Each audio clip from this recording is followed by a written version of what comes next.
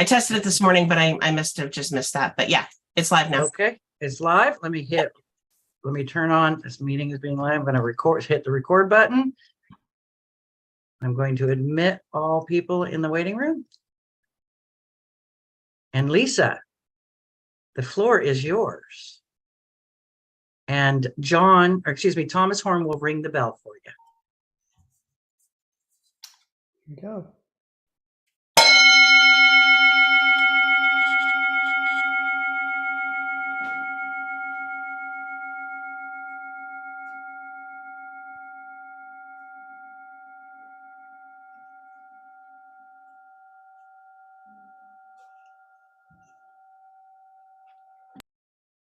In fact, to follow there, Tom. Hello, everybody, and welcome to the Board of Directors work session on the updates to the Oregon Country Fair bylaws. I'm actually going to turn over the floor to Heidi, who is our bylaws committee person, who's going to go ahead and go over the changes with everyone.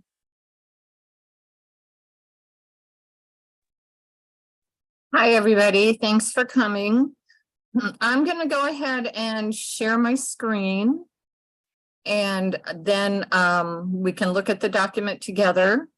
I think that I can watch the chat for people to raise hands with questions, but Lisa, if you could help me with that, I would appreciate that.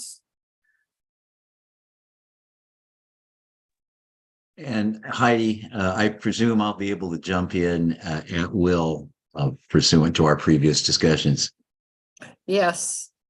I'm seeing that Diane is in the waiting room. Because I'm sharing, can I go ahead and admit her? You sure can, but she's in the process of joining. And then also I will admit the other one, but she's joining twice now. So just FYI. Okay. She must be hung up on one of her joinings. But I'll keep my eye on it. I'll keep my eye on the admittance. You keep, Lisa, you keep your eye on the chat box. How's that? It's a plan. Thank you so much. Okay, so we did this before, and there are just a few changes from when we did it before. We talked about Article 1, and the changes here are in red, and this is how it will look in the third column after those changes.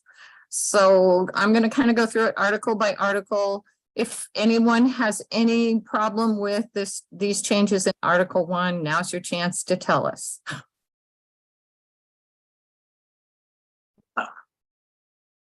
Not a problem, but I did want to annotate what was done there. If you look at the bylaws, even on just the first page, you'll see that there is a phrase or designation that is given two different meanings, one in Article 1 and one in Article 2, and the phrase being the Oregon Country Fair. So you have two distinct meanings being used. Article 1 defines the Oregon Country Fair as the corporation. Article 2 defines the Oregon Country Fair as the event, which it refers then, it says hereinafter the fair, suggesting that the term the fair would be used to describe the event. But you don't get any further than Article 4 before the fair is used pretty clearly to refer to the corporation. When it says the fiscal year of the fair shall be the calendar year, clearly it means the corporation, not the event. So to disambiguate what we chose to do, and you'll see that in Article 2, is to make the fair refer solely to the event and OCF to refer to the corporation. Thanks, Lawrence. And we have a hand in the chat. Are you ready, Heidi? Yes. Okay, so John Pincus has his hand up. Hi, this pertains to a number of articles. I'm not sure it pertains to Article 1, but in reading this, I was wondering why we need to abbreviate Oregon Country Fair to OCF. Are we felt to not be capable of reading that many words, or what is the purpose of that? Thanks. Well, in my estimation, it just makes the bylaws easier to read. Right, and I could speak to that. Go ahead. The bylaws as they are written use fair, as I said repeatedly. They talk about fair property. They talk about the fair fiscal year, and you go through that. You'll see repeated references to the fair when they clearly, by context, refer to the corporation. And so again, to disambiguate and to keep it tidy and not to have to waste verbiage. We just used OCF in the original draft. When I tried to change this, I just used the word corporation, which I just hated, and was very happy to use OCF. It just is a simple way to distinguish the two uses of the expression Oregon Country Fair.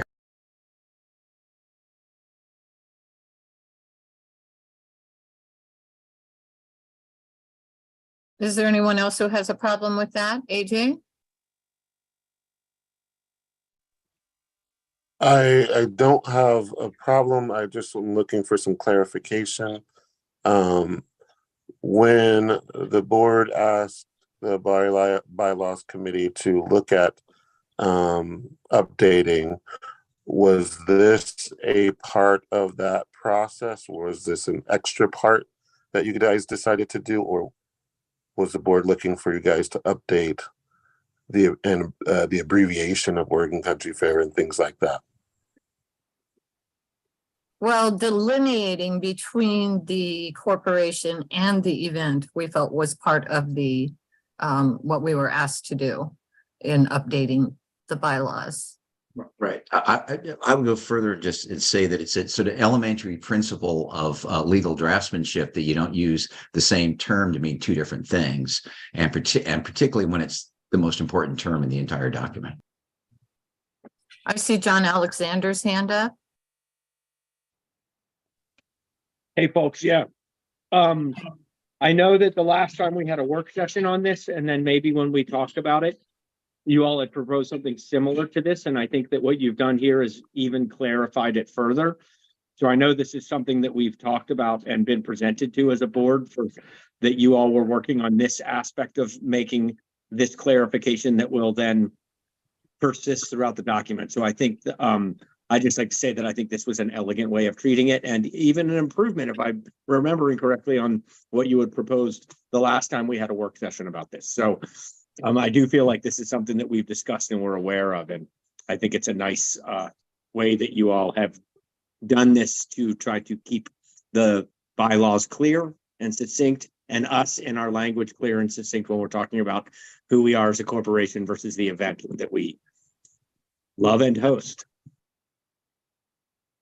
Actually, I don't think this changed from the last work session. I think this is how it was then too.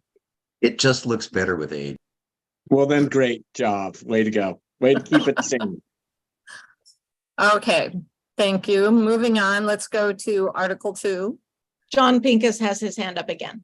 Oh, thank you. Go ahead, John.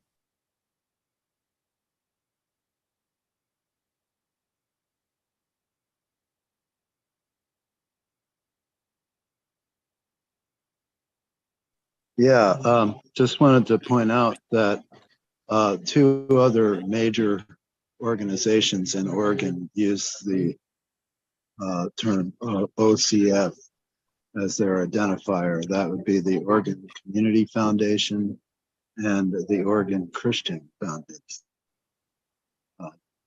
That's one of the reasons I asked my initial question. So there could be some confusion caused there. There isn't some. Thanks. Well, this is just my personal thought that since we're looking at the bylaws of the Oregon Country Fair and we're starting right off using it and then just saying afterwards, we're only going to say OCF. I'm not sure there's going to be confusion since we're looking at Oregon Country Fair bylaws. As a matter of legal draftsmanship, I would tend to agree And it would be, although we can imagine some comical confusions, particularly with the last of the three groups, but So this would I be, just want to add that I do volunteer and have volunteered with the Oregon Community Foundation. And they use OCF just like we're using it. And there's, let's assume people can figure this out. Thank you. if there was a majority of the board who wanted to leave it and have it say the Oregon Country Fair every time we were talking about the corporation, that would not be a hard change to make. And I guess I would want to know if there was a majority of the board that wanted to change that.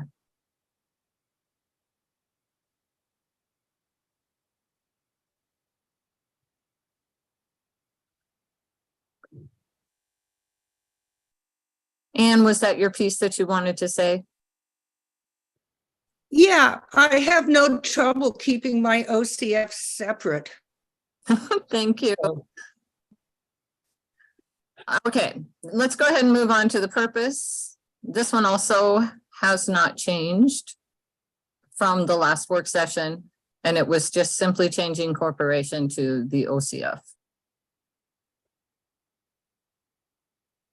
And adding some parentheses for the only changes. This is another one that hasn't, Article 3 hasn't changed since the last work session.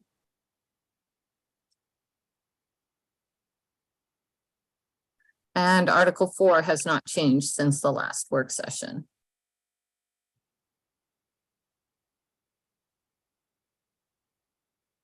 Article 5 has changed. This one, we thought maybe we needed to have charter members as a separate one, but it seemed to be the consensus that we all wanted to have one class of membership. And so with the lawyer's help, this is the new language, that there shall be one class of members, all of whom shall have the same rights and obligations with respect to the OCF. Notwithstanding the preceding sentence, certain early members of the OCF made donations or loans to the OCF to enable it to purchase the property on which the fair is held, and those members shall have the honorary title of charter members. Such title shall not grant them any different rights from any other member.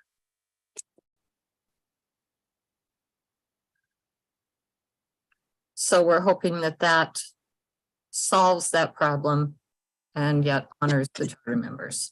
I just want to break in for a second. I see that one of the YouTube viewers says that the link isn't working. I just want to let you know that I got in just fine by using the link on the .net site. So you might try that. And go ahead, John Silverman. I seem to recall, I just couldn't find it right away, that the current bylaws, when it refers to charter members, says something that upon dissolution of the organization, the charter members will be paid back the money that they gave. Does that still hold true even with this change in the bylaws?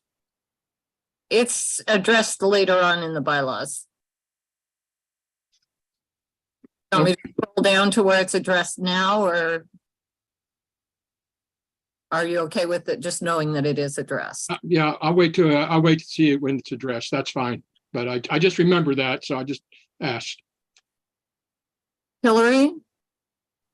And maybe I could wait till then too. I can speak a little bit to what I know of the scope and scale of the money from the charter members. I can wait. Okay, thank you.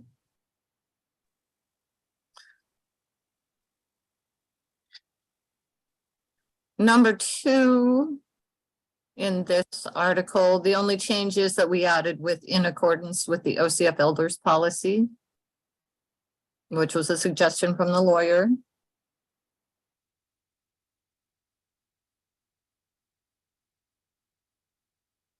Members are not required to pay any membership fee. And C, sorry, it breaks in pages here. This one also has not changed since the last work session. Here's a question I have. Should membership secretary be capitalized or not? And this is maybe a question for the rest of the bylaws committee. So I checked into it, and according to what I found out, it should not, unless somebody is, maybe Stephen is signing membership secretary or what have you, but that just as a designation, it doesn't get capitalized. I don't know. Okay, Not very well. As long as we're consistent with all the other officers in the text, then that makes sense.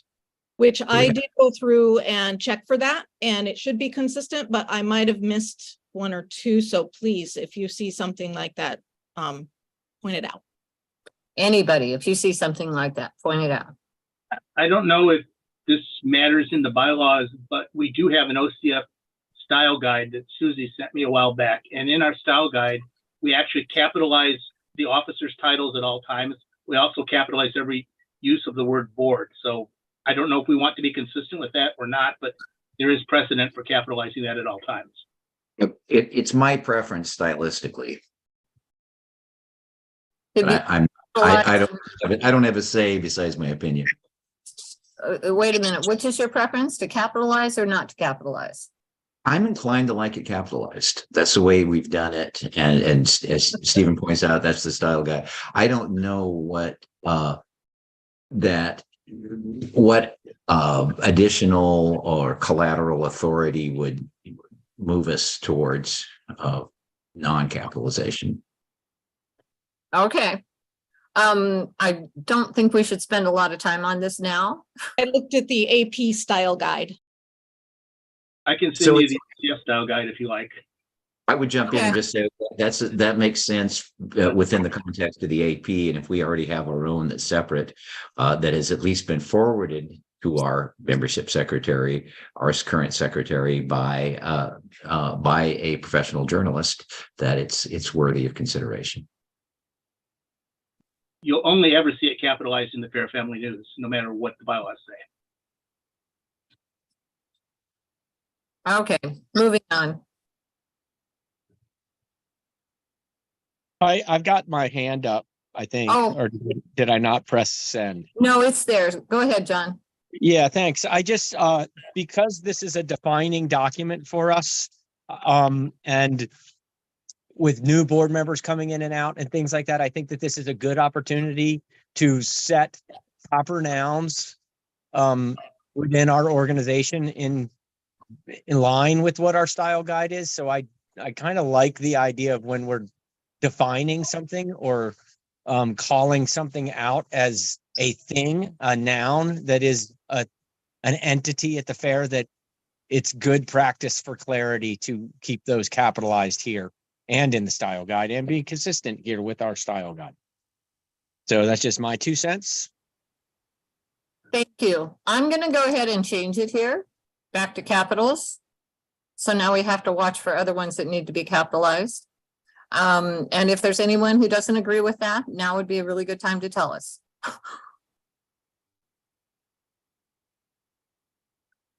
So here's where the charter members were in the bylaws before, and we moved it up into the other part. And I believe this is.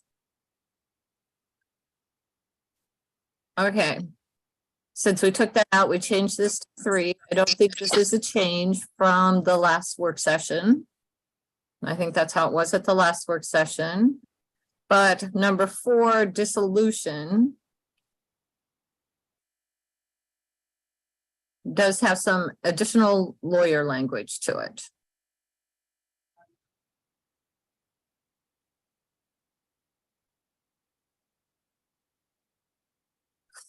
And actually, now that I think about it, we may have taken out the part about charter members who have loaned money to the fair. Did we do that, Lawrence?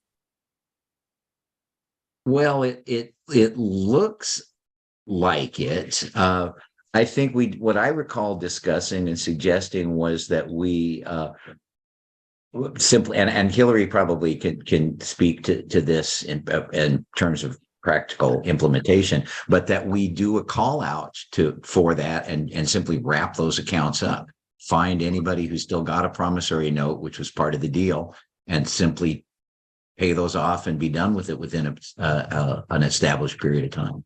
May I speak? Please do. We did that. We did that in the 90s or so. Grumpy had all the paperwork for the donations and the loans. And for a period of about 2 years, we had notices in the Fair Family News saying anybody who had a loan that wants it paid back, now's the time. And we paid back several $1,000s at that point. And for some of them, they didn't have their note. We didn't have any information saying that it was a loan and not a donation. And we went ahead and paid it anyway. And then what we were left with was, it was about $5,000 of donations that we were left with that we felt were fairly verified.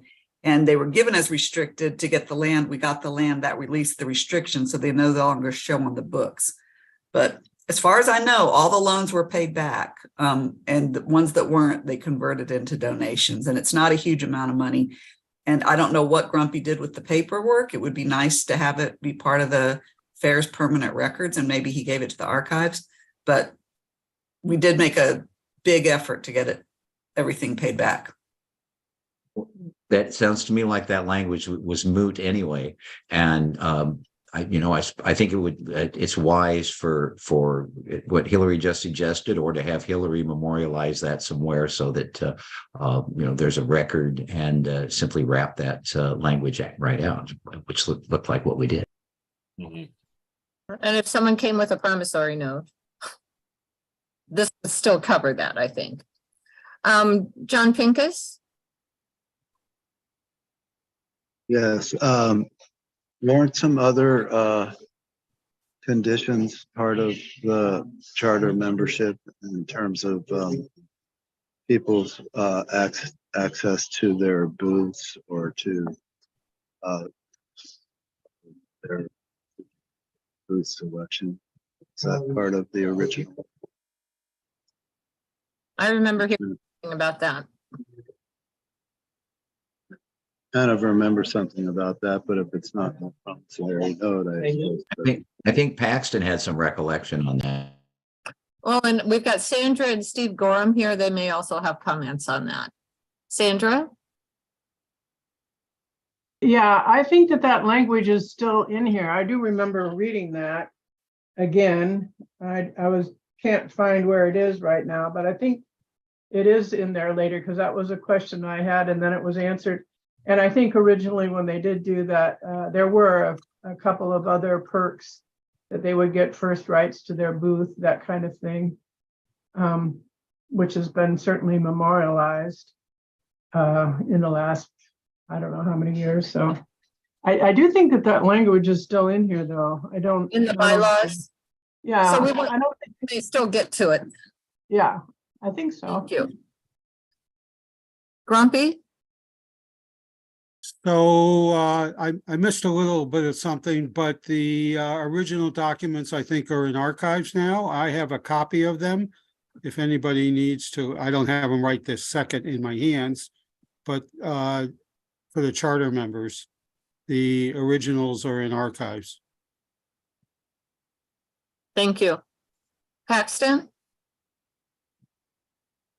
Basically, one additional perk was if they got to keep their booth as a permanent booth, and if they needed to change or wanted to change, they could actually pick any other site a week before booth selection time, which is a pretty big perk. But I also don't think that booth registration is doing that anymore. So it might be a real moot point. One might want to check with booth reg. Thank you. John Silverman? Yeah, if we are 100% certain that all the charter membership loans have been repaid, I don't have a problem taking the language out.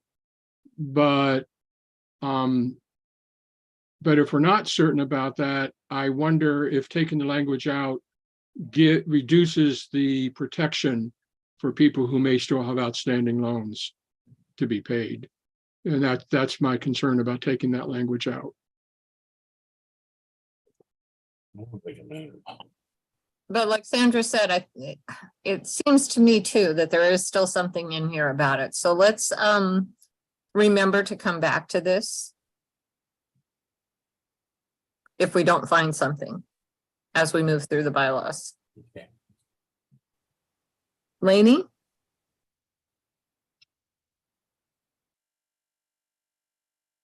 Hi, I was just saying, would it be possible to do another call out like Hillary had said, if there is anything outstanding, just to clarify that before it's wiped?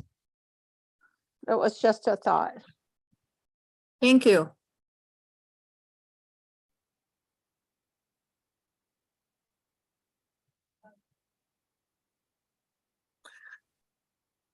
Number 5 is about termination of membership, and this has changed some since the last work session. We kind of divided it up into 3 ways to terminate membership. You can resign. You might be suspended for these 4 reasons.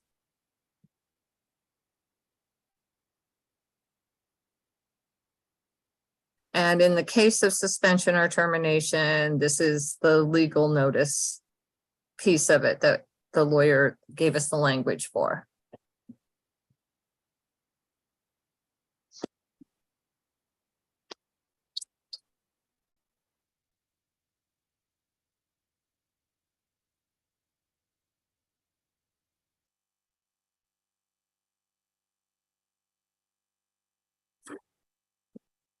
We added in accordance with the OCF guidelines at the lawyer's suggestion, because there needed to be some sort of guideline for how people might be excluded.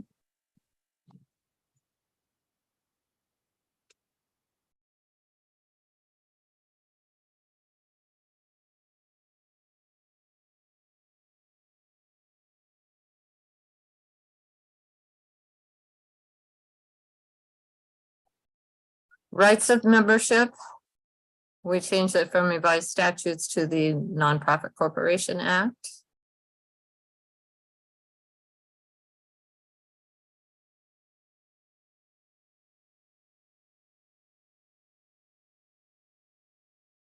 Same with Heidi, is that still referring to what used to be called ORS 65?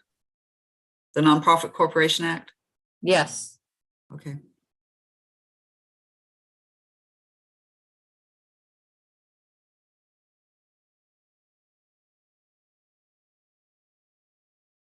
Same change here in information.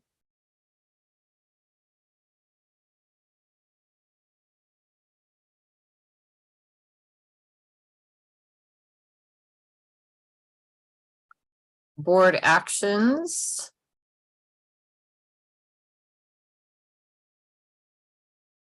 I see Sandra's hand.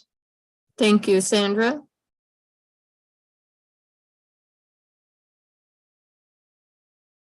One question I had, and I can't remember if this is the place or not, but there, I didn't see any, I know we've talked about, having a eligibility age for voting.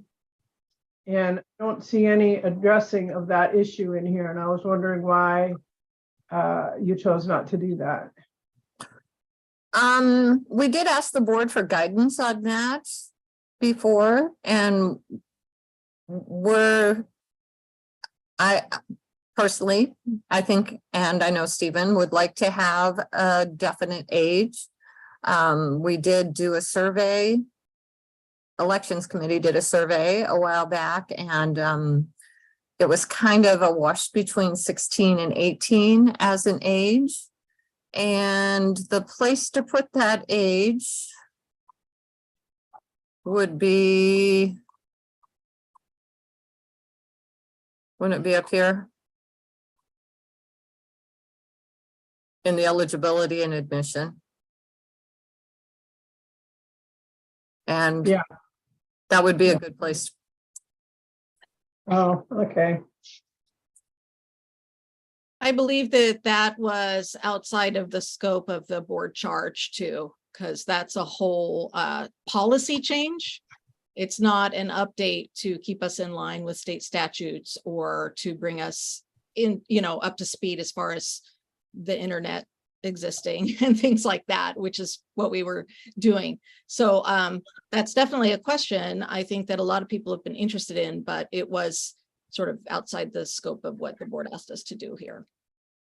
Could I ask another question? Sure. Unless, could that, so would you want a direction from the board then to take that issue up? Okay, Or the board could just choose an age. yeah, Be easy enough to add into here. okay, thanks. Paxton, Capitalize recording secretary, section C, board actions.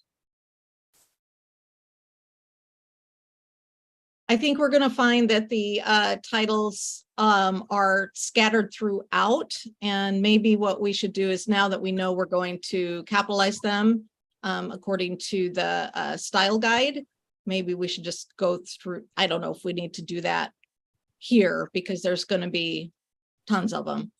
Okay. That's up to you, Heidi, if you want to do that here in this meeting or just go through it later. I'll do it as I see it. Stephen. Yeah, to address Sandra's question, a minimum voting age is something that I'm very interested in. I have a small number of elections related bylaw changes that I would like to present to the board to refer to the bylaws committee. And I've spoken with some members of the bylaws committee, and what I've been told is their preference, and I agree with this, is to just get through this update round that they've been working on for a couple of years first, so that we're in compliance with statutes and do the general cleanup. And then next year or later this fall, I will come to the board with the elections related issues I'd like to see referred, and that would definitely be one of them. So hopefully we can get some work done on that in the next year. Thanks. And that might be better than doing it now. John Alexander. So that might have made what I was going to say a moot point. So that's suggesting that we don't make a decision about age rate, that we're not going to make a decision about age rate now? Because I was just going to say, as opposed to waiting for a board meeting to do that, since we're having a work session and it was asked as a question, we just go ahead and say, let's make it 18 and see if we can live with that, or make it 16 and see if we can live with that for now. I'd love to see us get as much of this discussion done here and not so when it comes to the board meeting, we've already had these discussions and reached consensus, and it makes it an easier discussion during the board meeting. But if I always defer to Stephen, so if he just as soon punt on it, then I'm all right with that. Or if we just want to make the call, I would say let's make it 18 or 16 and go. Thank you. So Stephen again, or shall I let him? The minimum voting age is going to be a significant conversation. It's not going to be something that I think the board can pass quickly and easily. There are a number of issues involved there. We have another year to get this settled. I would like to get it settled by next year, but it's too late to set a minimum voting age for this election. So it's next year's election, next August is when we really need to know for sure. And I think there's plenty of time to discuss it between now and then. Thanks. Thank you. John Pincus. Well, if you are going to go ahead with the selection, the decision to address the age now, I would suggest doing some more research, because my recollection is that the Oregon Nonprofit Corporation, well, I'm not sure it's in that section, but there is a section of the statutes that defines membership in a corporation as being people over 18. So you may want to be sure of that before you go ahead. I think Stephen's right. It might be a longer conversation than we want to do now. Diane? Yes, we probably before COVID, we had several discussions about the age. There was different groups, and I think some of you might recall that we did talk about it at length. And I think that one of the questions was that we have teen crew, and these people are volunteers working the same as others. And I think there is a somewhat of a general consensus among everybody involved in this that 16 would be a workable age. And 16 is a voting age in several countries in Europe, by the way. Thank you. AJ? Yeah, I'm just curious, what is the age that Stephen, that you were using for this year's election? If I can jump in out of order here, I'm using 14. The reason I'm using 14 is because when the bylaw was amended to require people that receive wristbands to allow them to become members, wristbands were required for people 14 and older. I know that's been changed to 12, but I'm going by the age that was set when the bylaw was amended. So that's what I'm using right now. I'm not sure that's the appropriate age, and that's one reason we need to address this, but it is what we're using at the moment. And while I'm here, I can also address Jonathan's point. We have run this by the attorneys. The Oregon Nonprofit Corporation Act does require us to set the minimum age for a director at 18, because the director can engage in legal documents. But there is no statutory minimum age requirement. So we could set it to be whatever we want. Thanks. Oh, just a quick follow-up question, Stephen. Was 14 the same age that you used in the previous election? Yes. Thank you.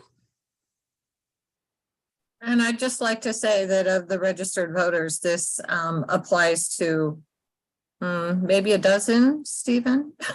A dozen or two, not that many. Yeah. We do get membership applications from 8-year-olds, and I probably have a dozen from 8 to 14 this year. So I just don't process those. Thank you. So let's Continue. let's move on. So where were we? Somewhere in rights of membership. Nonprofit Corporation Act, board actions, not a big change. And was this the recording secretary you mentioned, Paxton? Yes, Look, I already did it. there's 3 of them in there. Are there? Yeah. Surprised me too. Okay, I'll get those later. Sorry, I referred to the AP style guide, which says that if you're referring to a specific individual, it's capitalized, but if you're referring to the position, it's not. I didn't know about the existence of Susie's style guide. I wish I would have known. That's okay. Lisa took over editing this for me because I had hip replacement surgery and I was just not able to do it. So I appreciate your work on it, Lisa. Okay. I accidentally bumped us up again. Sorry about that. There we are. Rights of membership. Yep, there are 2 more recording secretaries. That's what I was trying to write in. Okay. Article 6, membership meetings. That's not a change from the last work session. Yeah. Special meetings. Also not a change from the last work session.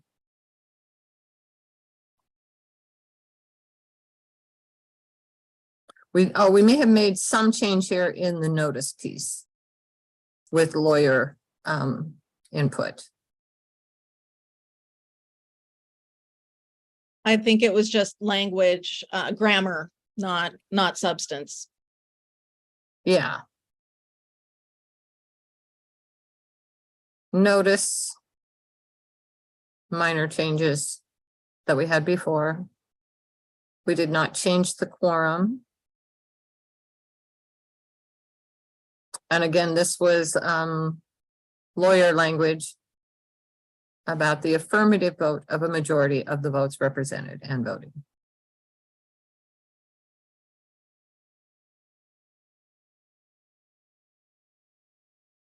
Membership lists, members who want to send written communications to other members.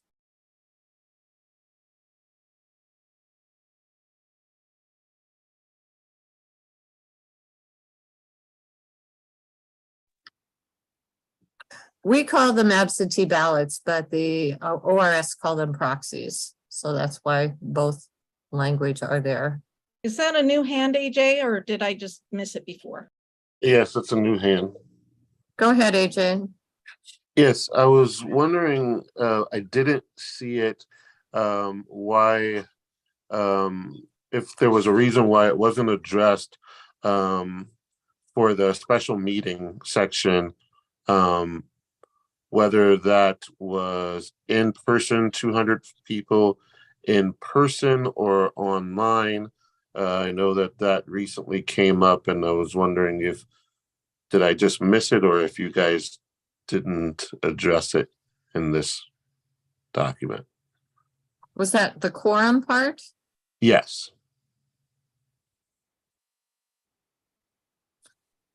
It does say in person or by absentee ballot at any duly called meeting.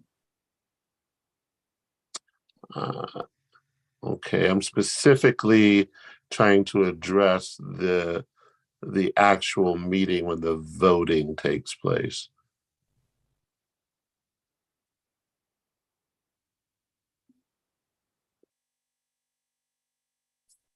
Stephen, do you understand? I mean, I don't know if anybody can address that. Are you talking about the annual meeting or a special meeting, AJ? The special meeting. So just going like in a case of a recall or something like that. And there was some language around the quorum having to be in person, a certain amount in person, and didn't really address whether that could be held in person or online. And I know recently we went through and struggled with that language. It says in here, in person or by absentee ballot. So to me, that just means if 200 votes are cast, that it's a valid meeting. Okay. And I think that's the intent. Sure. Thank you.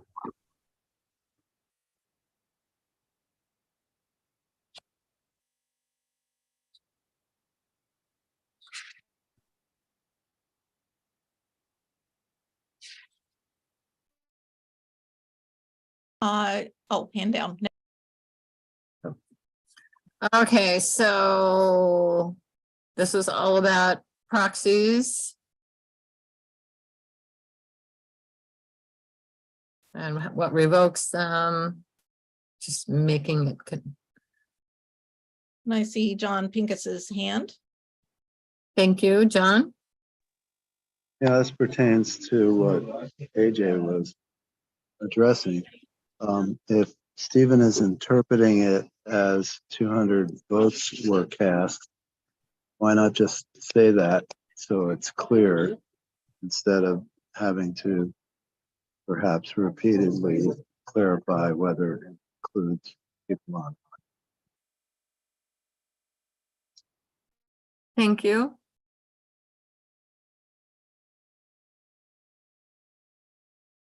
Stephen? This is another elections related issue that I would like to bring to the board to refer to bylaws next year. So I'm at this point, I think instead of rewriting this section again, I anticipate that we may be making some other changes to this section next year. It seems clear enough that we could probably pass this as it is now and then make the other changes later on to make it even more clear. Thanks.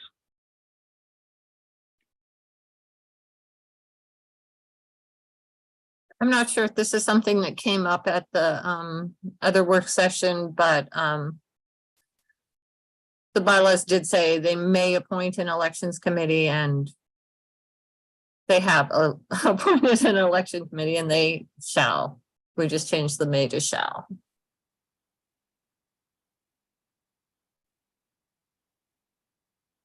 Article 7 deals with the board of directors. I have a hand up on this one. Go ahead. So I understand that there is a want to have the board vote on something around the updates that have already been made to the bylaws to get something done. However, I am concerned that with important questions related to such things as the election, that I'm concerned that clearing up that language and passing a document that doesn't have that clear language in it, knowing at this point we're going to have to do that, I'm concerned that we're just kind of punting that off to another year. I understand the need to pass something, but I also believe that there is a need to do the work and get it done to where it's satisfactory to the people voting on it. I don't want to vote for something that is half clear and half not. And so I just wanted to express that. Are you referring specifically to the quorum piece? That and a few of the other pieces that Stephen around the election that Stephen, whether it's the age, the quorum piece, I think those are really important elections decisions. And but with all the hard work that this committee has done just to get to this point, I don't see punting it off. And, my fear is that it'll go on for another election cycle if we punt it off now. And so with all of the contacts we have to make with our attorneys and things like that to make sure language is correct and all that stuff, it's taken a while to get to this point. It's my feeling that we could take a little bit more time to get to a point to really just make sure that our elections and the information around that is addressed in this document that we pass. Thank you. Stephen? As far as the quorum piece, to me, that seems really clear the way it's written, but it could probably be easily wordsmithed a little bit to make it even more clear. And I don't have a big problem with that. I don't think it's a big deal right now, but if others do, I think that just clarifying that a little bit further is fine. Regarding the age limit, that really is going to be a big conversation. And I don't think that should hold up. What we're trying to do now is pass some bylaw changes to make our bylaws compliant with state law. And if we just keep holding off and holding off and holding off on that, we're never going to be compliant with state law. I do intend to bring my other elections issues to the board right after this is adopted. There's going to be some major changes in the elections wording, and what that could do if we decide to incorporate all of that right now, that could take another year before we get these statutory compliant bylaws passed. I'll assure you, I am going to bring the changes that I'm requesting to the board right after this is adopted in November or December, and I would really like to see these changes made before the next election. Especially something like the voting age. I should not be the one making that decision. I think our bylaws should be making that decision. So, Texas. I just jump in to say that a better metaphor wouldn't be punting, but rather triage. Yes.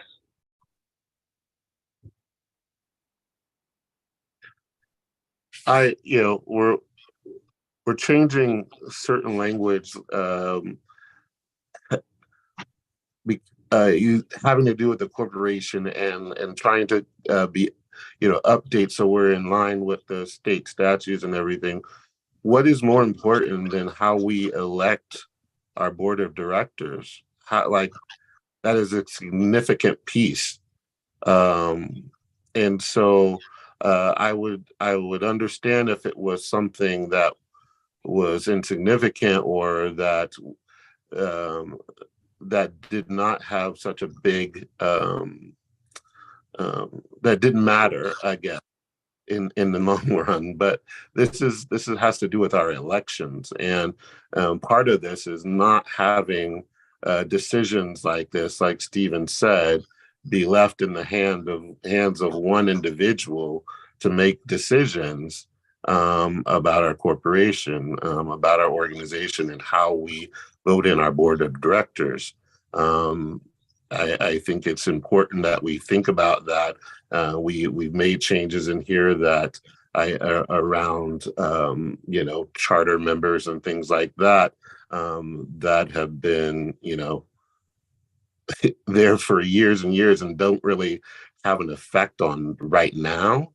And we're triaging, if you will, something that has an effect today and right now, and a big effect. And that is how we run our elections. Again, I don't think it's a matter of what's most important or significant, but rather what is required pursuant to conformity with statute versus what's discretionary with the fair and with the board. We've got changes in Chapter 65 of the ORS that are nearly 4 years old now. And it's a matter of bringing the charge to the committee, as I understand it, was to bring the bylaws into compliance with that. It wasn't to fix every other problem in the bylaws, all of which need to be fixed pursuant to the decisions of the board. But to hold up this process in order to fix everything, rather than get the things that have to be fixed, not because they're important, but rather merely because they are legally essential. We're required to do certain things. Other things probably should be done. But we got to get this across the finish line. This isn't the end of evolving the bylaws, and I don't see any reason to frame it in that way. But let's wrap up the job that we were asked to do. Then I would certainly encourage the board to give us a new assignment. I'm sure the committee is ready to keep working. John Pincus. Yeah, I very much concur with AJ's concern. We're in the middle, we're having an election coming up. The wording of the bylaws is going to be applied to counting the votes. And it'd be prudent to have as much clarity as possible in this upcoming election as to what they mean, and have that clarity be reflected in the bylaws. I don't think it's a big lift to make that happen, unless there's debate over what the standard should be, in which case it's important to have that discussion before the vote. Stephen? So that and John, notification. I thought you were done. Yeah, I would say voting and notification of meetings are the two most important things. I'd also like to point out that the statute, what used to be the 65, for a number of these things, says a wording, but it also says unless your bylaws say otherwise. So on some of these, I believe that the statute catches. Thank you. Stephen? So yeah, first of all, just to respond to John, we're in the middle of an election right now. We cannot change the rules of the election in the middle of the election. No matter what bylaws get passed, they will not be in effect for this election. We started the process We have to go with the rules that were in place that we started with. So anything that's changed will apply to next year's election. There's plenty of time to get the changes made for next year. And I also wanted to point out that right now, we do not have a minimum voting age in our bylaw. So we're not changing that. This proposed change doesn't change that at all. I think I'm using a valid criterion for picking the age that I did, and it's something that we've been using for years. In the law, if you don't address an issue in your bylaws or your legislation, whatever, you need to do the most permissive thing, the least restrictive thing. And the least restrictive thing is to allow anybody 14 and older to vote, because that's what our bylaws currently say. If they get a wristband, they can vote. So I'm not changing that for this election, no matter what the bylaws say. I'm not going to change it on October 22nd when we count the votes. If you say the voting age is 16, I have to count the votes from the people that were members who were age 14 when we sent them ballots. So that's how this year has to be. And I really think we should, I'm going to pursue this with the board right after the election. And I really think we should just let me pursue the other elections changes that are like afterwards. It's just, it would just delay all these other changes by months. And I don't think that's necessary. Thanks. Thank you. AJ? Yeah, with that said, I just heard that these changes, we haven't been we've been waiting for 4 years. We were supposed to, it's been 4 years, right? I just heard that. And so is there a mandate on a certain date that we were given before a month from now or 2 months from now that we have to have this done? If I just heard from Stephen, he is planning to bring this to us right after the election. And so if we've waited for 4 years for this update, I don't understand why we couldn't wait for a month or two more to make sure that the language in here around our elections is clear. Unless there was a date that was given to us that would put us in not in compliance and there would be some kind of penalty. But I haven't heard that. I guess I would like to have a straw poll from the board to find out, do you want us to wait and add Stephen's potential election changes before we try to pass these bylaw changes or not? So I guess if you could show me a thumbs up if you want to wait. Heidi, before you conduct a straw poll, can I point out that if I propose changes, that's going to have to come on the agenda as new business 1 month. It will be old business the next month. It will be referred to the bylaws committee at that time.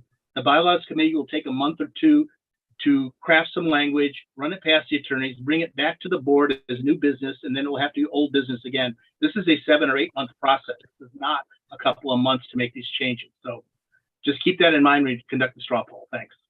We do have an opportunity to bring something as important as this from new business to old.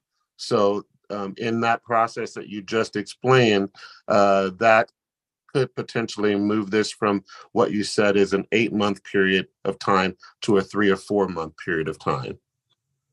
We do still, because it's a bylaw change, we do still need to have it presented to the membership at least a month before it gets voted on. So can't speed it up too much. But you know, it's a valid point, you know, that it's taken us this long to get this far.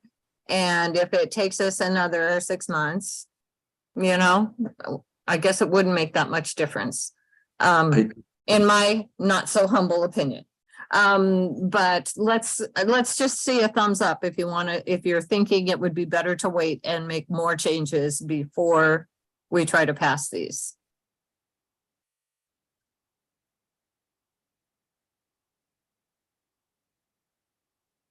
So AJ, I'm not seeing anyone else's thumb up or 2 thumbs up. I see Kevin and AJ. Anybody else on the board who thinks we should wait? I think on something this significant, a voice vote or something, I know we can't take a vote, but just making this decision based on thumbs you see in an open meeting like this, I think is not fair to the process. Okay, So I just want to just comment here that the bylaws committee had a specific charge that they have been functioning under that was issued at the November 2nd, 2020 Board of Directors meeting. So I think to change what the bylaws committee is doing would require a new board charge. I don't think we can make that decision here in this meeting. I just have a question, because forgive me for being thick-headed, but I'm having a difficult time conceiving how passing the amendments and revisions that the bylaws committee was instructed to formulate would in any way slow down the process of those other changes. I'm not getting that.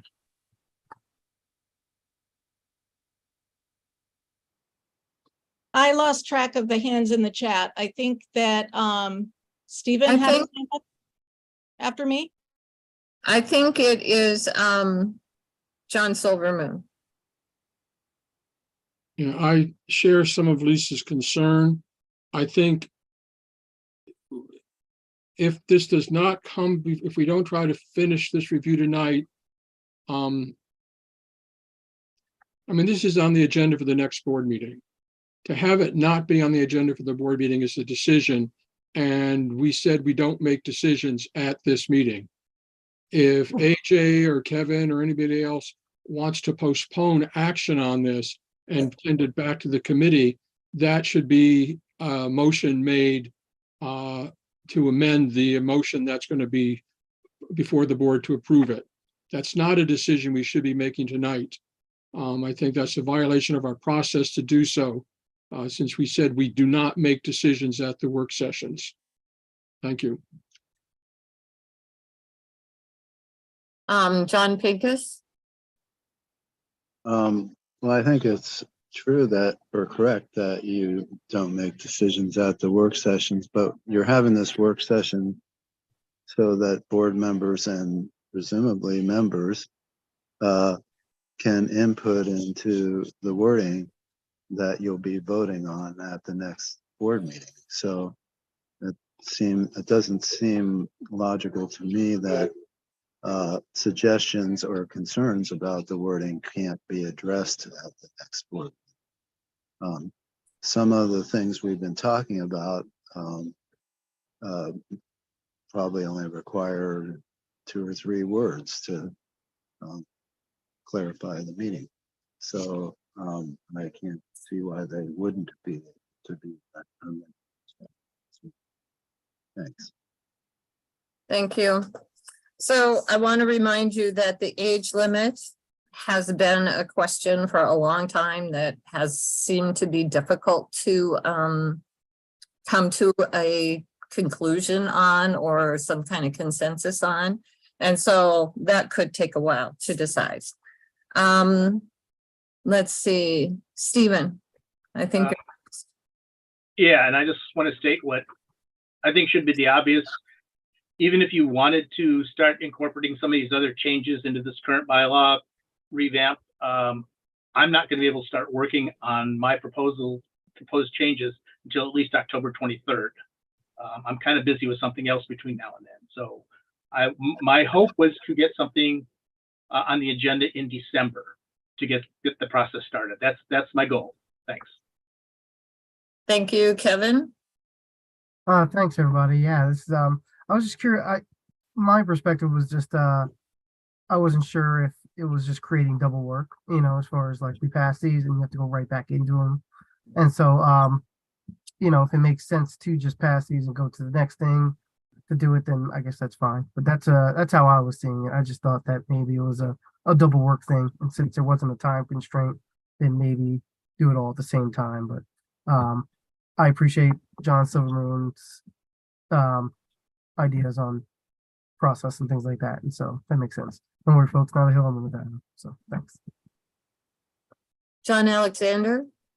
Yeah, thank you. I am glad we're having this conversation now and not at the board meeting to work this out. And I really do think I agree with AJ that we should really get a good feeling as to whether this is going to keep us from being able to pass this as scheduled at the board meeting. And so I think being really clear about what our mock vote is right now, or whatever we call that, is a good idea. I really appreciate that we have committees doing hard work, and I would hate to continue to not advance the work that our committees do. That's what I've seen happen a lot this year. And so my hope is that we continue to move forward with these changes that are acceptable to us, and we don't allow this conversation to delay this anymore. And let's get this board to get this version over a finish line, and then work on Stevens and some of the other things that come up here, as long as the things that come up here don't keep us from being in compliance. So I agree that I'd like to see a very clear understanding as to whether this is going to stop us from passing this set of revisions or not. And I hope it doesn't. Okay, thank you. Stephen, did you have anything else? Your name's on. Yeah, I just want to be really clear that none of the proposed changes in the bylaws are going to affect our electoral process at all. This is not changing anything currently. So if we don't add the election stuff, we're not doing anything to change the process. And as far as double work, I think the double work would be involved in rewriting what's already about to be passed or presented to the board to pass next month. The changes that I'm going to propose would probably replace sections of the bylaws, and I don't see that doing some wordsmithing now and then replacing all of that again later is going to be very productive. I would recommend that, unless there's some real desire to change the quorum language, which should be very simple if you want to do that. I think it's clear enough, but unless there's a burning desire to do that, I don't see that any other changes need to be made for elections right now. And we should just address elections next year. I wanted to do it this year. Circumstances didn't permit that, so maybe next year. Thanks. Okay, I'm writing down board names, and this is a straw poll. This is not a decision. Just to find out whether the board would support waiting and adding the elections pieces before passing the bylaw suggested revisions that we have in front of us now. Yeah, we just took the poll. Was that clear enough? So That wasn't, I'm sorry, I didn't, that wasn't clear to me. I'm sure it was probably very clear. no, it probably wasn't. Okay. Do you support? I mean, the two questions are: do you support moving forward with the revisions that we have ready for you now, or do you want to wait for the elections changes? And so my question is: do you want to wait for the elections changes? Yes or no? Is that clearer? Okay, Kevin, do you want to wait for the elections revisions? Wrong question. Is it? This sounds awfully like a vote in a work session here, and so I get it.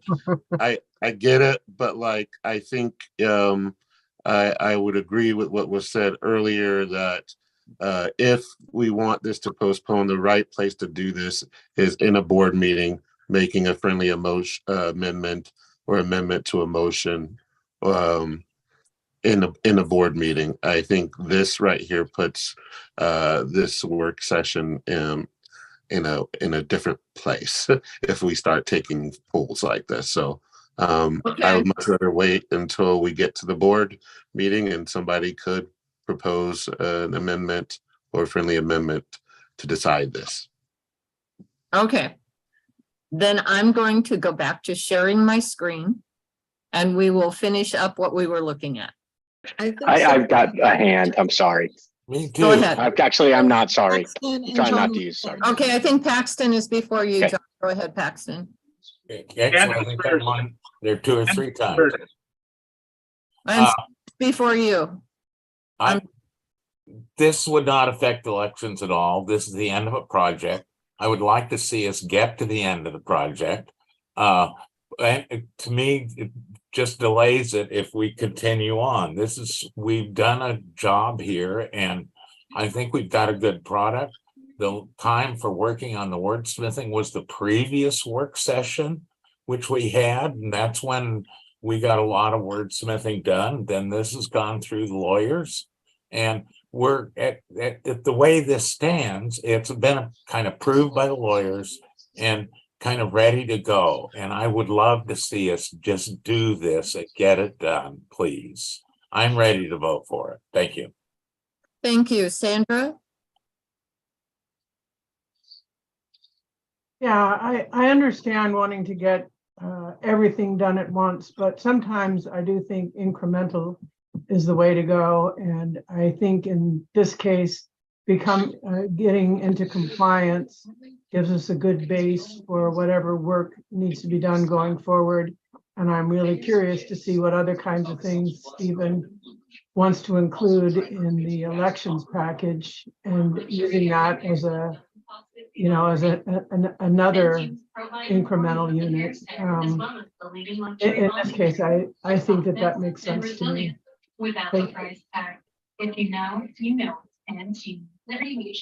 Okay, somebody's got some background noise going on. Oh, I think it was you, John.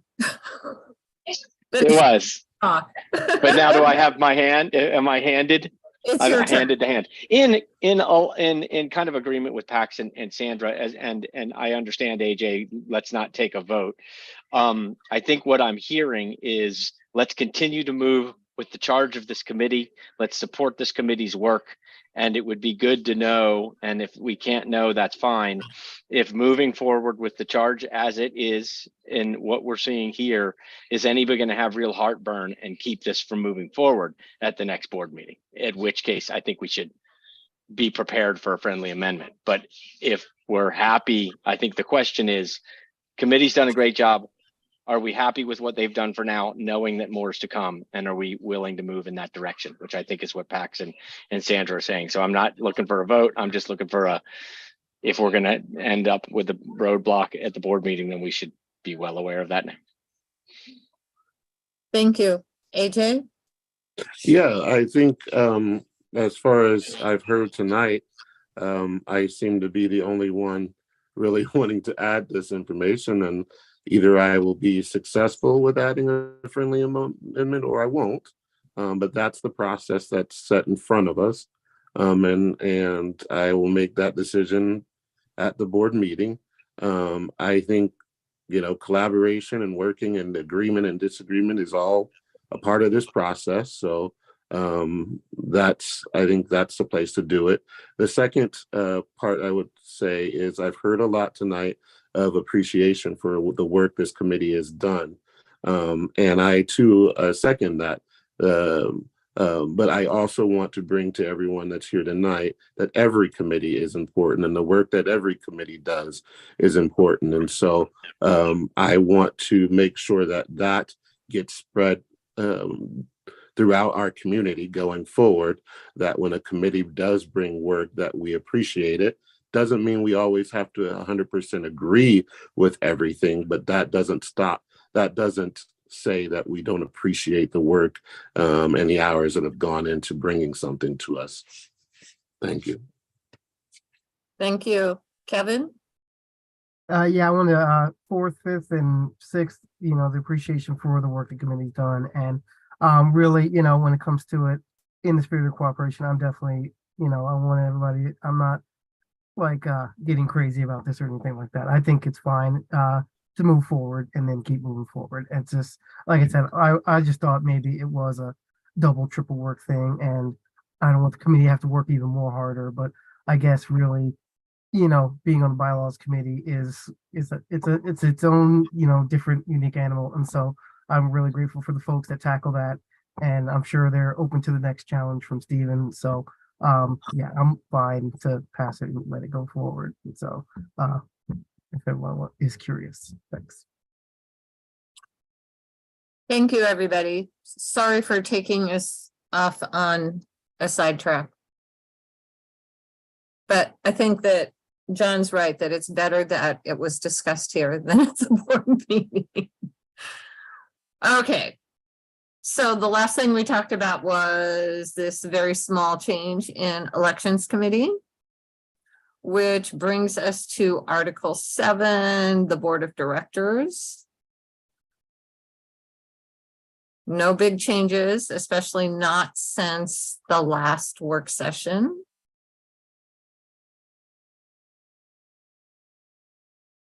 I think we crossed out the added semicolons.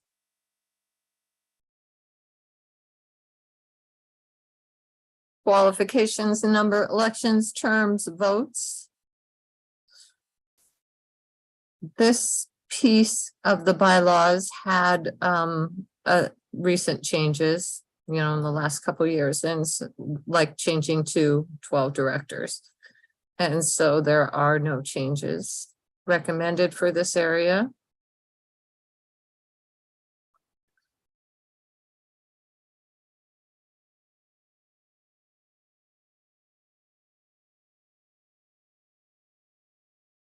We'll put that capital back in.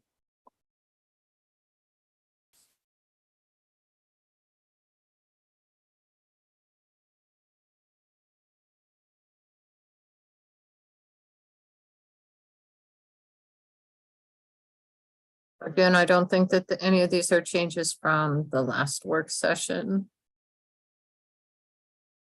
This was lawyer language about the affirmative vote.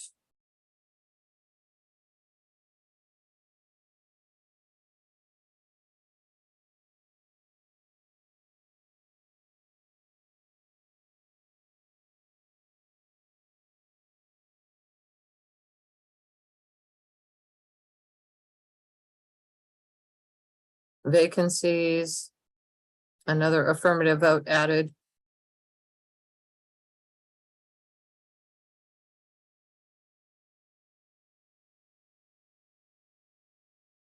Hillary's got her hand up. Thank you, Hillary. I put it up and I'm wondering if I'm following along correctly. Is the vacancies, have you scrolled past it? This vacancy is number 4. Yeah, when the number of directors shall for any reason be less than the number authorized. So I can't tell if the number authorized is 9 or 12. And I think it's important that it say which it is, because is it one vacancy can be filled or only when they get down below the number that the board says that they have to have, 9? Well, up here in number 2, number B, it says the board shall consist of no less than 9. Or more than 12. Right. So you think it's 9?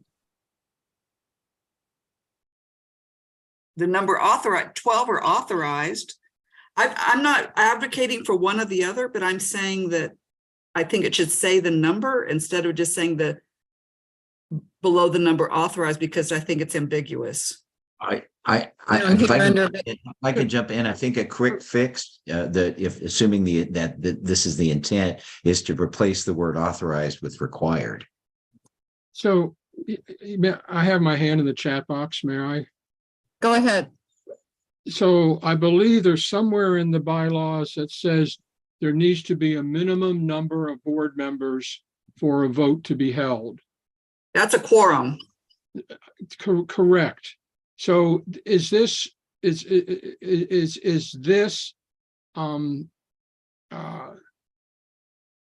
my question is this clause says it's a majority vote. That's different than the 2/3 vote. So is it majority vote if the number of board members gets below 7? I'm unclear exactly. Correct. I'm unclear too. Or if there's a vacancy, is it then mean, it's filled with a majority vote. I've always thought this, we referred to when you get below the number of board members able to conduct business. So I don't know, but this clearly needs some clarification, because I think a director position still should require a 2/3 vote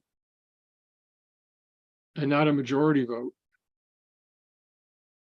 So excuse me for going up and down here. I'm trying to find where it says that about, The 6 is a quorum. That's not a vacancy. This is referring to vacancies. right. If you had 6 people resign, you'd only have 6 board members. You would not have a quorum. Right, and that's a separate issue saying that the remaining people will consist of a quorum. It does say that. But this is an issue of how many, what number of Okay, vacancies okay. triggers a vote, and that it's a majority vote. But 6 people is a quorum, so you could vote under any circumstances, and then it would be a majority vote. But this one does say authorized, and the authorized number is 12. So We don't have to fix it right now, but just to bring to attention that it's very ambiguous and should get fixed. How is not fixing, how is that not, how is not fixing that not important? yeah, It that is important. It is. I mean, we just. It's spent a very half hour important, you know, talking about there could be whenever there's a vacancy, it's an issue potentially. I know, but we just spent a half hour talking about moving something forward, and then the next minute, we're in an issue right here. It's something really important to how we run business here. If I And they're could, I think we should, big. oh, sorry. Okay, Sandra, did you get to talk? Pardon? I see your hand up. Did you get your turn? Yeah, I mean, the way I read this is that the authorized number is between 9 and 12. So anything less, anything less than 12. We know that the board has the right to replace until the next election. And that's what but I agree that it is unclear here. But it should be 12. I don't know why it says 9. Well, that the number that we need to use to operate is between 9 and 12. Mm-hmm. And if somebody resigns for some reason, then you can appoint somebody to fill that vacancy until the next election. Even if it's one person, Well, I'll let Stephen talk before I try to interpret anything. Stephen? Yeah, so I just want to, I read the current bylaws, and my interpretation of the current bylaws, which may not be correct because they are not totally clear, but my interpretation is that there should be between 9 and 12 directors. If a director resigns, the board may, with the 2/3 vote, replace that director until the next election. If the number of directors falls below 9, the board must, by a 2/3 vote, replace directors until they reach that minimum number of 9. If a number of directors resigns and we have fewer than 6, less than a quorum, then the board must elect new members by a simple majority vote until we reach, I suppose, at least a quorum. And that's where it's kind of ambiguous though. If we reach 6, does it turn into 2/3 between 6 and 9? I'm not sure. Stephen, where are you referencing this? This is the current bylaws. This is a reading I made some time ago. I don't have it right in front of me now. I'm just kind of expressing how I interpreted it when I read it before. And I don't think this fixes that. I read really carefully all this stuff all day. I didn't see any place where it talked about that being a way to fill vacancies. This is the only spot on about vacancies. Well, the original bylaws are over here in the first column, or the current bylaws are over here in the first column. And that's what I was reading. The board is authorized to fill the vacancy. And But it also requires a majority vote there. It doesn't say anything about 2/3. right. Yeah, and my reading of that is if it falls below 9, but I'm not sure about that. And I may have looked at the statute. I looked this up a long time ago when we had a director resign, and there may be something in the statute that covers it that we don't. But I think that what we need is to get an understanding of what the board's intent is, and then try to get the bylaw to conform to that intent. And I don't know that what I described is what the board's intent is, but that is one way of looking at it. John Silverman? So another way to look at this is that the board may only replace vacancies whenever the number of positions gets to be less than 9. Because that is the only condition that is specified in this clause on vacancies. I would be curious to see what the bylaws said before we went to 12 members, because I think part of the problem here may be not fully fixing things when we changed the bylaws, when we went to 12-member board voting rather than a 10-member board voting. But just that's my thought. But I don't see anything in here that says you can replace directors if you still have 10 directors or 11. I'm going to jump in. John seems to be reading authorized to mean required. I'm not sure it means that. It could mean required, it could mean permitted.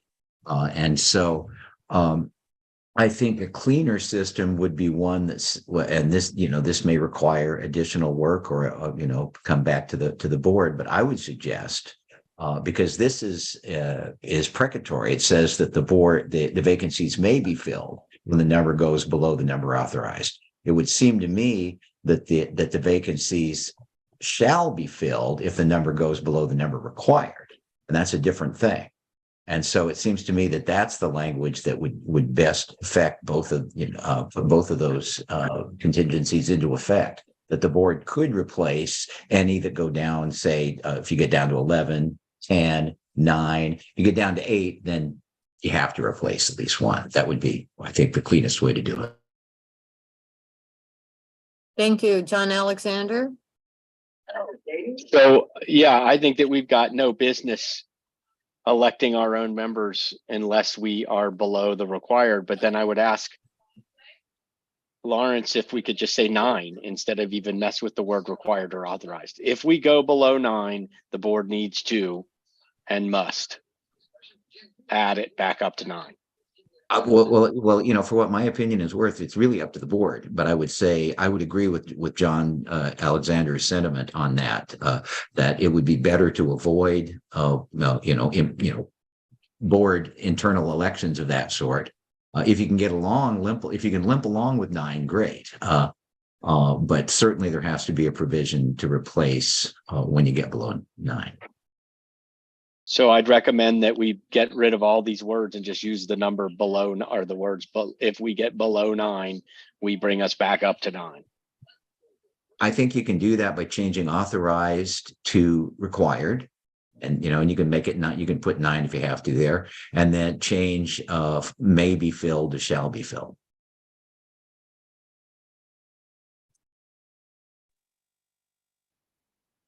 I think you also have to deal with the issue of 2/3 or majority as well, and I think that's a debate. Sandra? Yeah, I think this has become more complicated than I originally read it as, which is unfortunate. But I do think,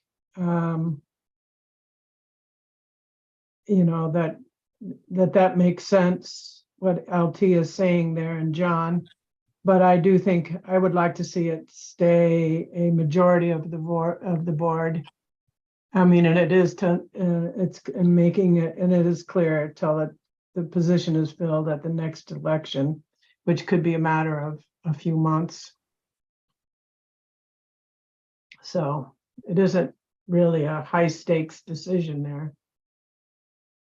I have to really echo what Sandra said too, and I think that there's a danger of getting into a gridlock if you start requiring 2/3. And I think it's almost sort of an emergency action if you get below 9. So I think it makes sense to treat it to a majority vote. Stephen? I'd just like to say that I like using the word required versus a hard number. If you ever change the number of directors, you have to go back and change that hard number as well. And that might not happen. So keeping it to required, I think, is a much better choice of words. Thanks. Kevin? Yeah, Sandra may have answered the question. I was curious about like timelines. Like, so say we drop below 9, like is there a certain amount of time to fill those spots? Is it like immediate kind of thing, so to speak, or like emergency action? I don't know if that has to be written in there or not, or if maybe it's somewhere else in the bylaws. I'm just curious. Oops. Thank you. Lisa? I just want to say that, yes, I agree with what Stephen just said about keeping the language as it is, because then if something changes, then that language has to change as well. And also, you know, I really appreciate folks wanting to understand this and get clarity on it. But this isn't something that has changed. This is not something that's been updated. This is just some of the language. So it's sort of outside of the charge. And I think that if, you know, again, if we're gonna talk about changing the language, it could have repercussions, you know, on what the policy actually is. And those have to go back to the attorney to be reviewed and vetted. So I think, you know, if this is something that the board would like to add to another charge for the bylaws committee in the future, I think that would be perfectly reasonable. I hope that the intent is just to understand what it means and not to necessarily change anything right now tonight.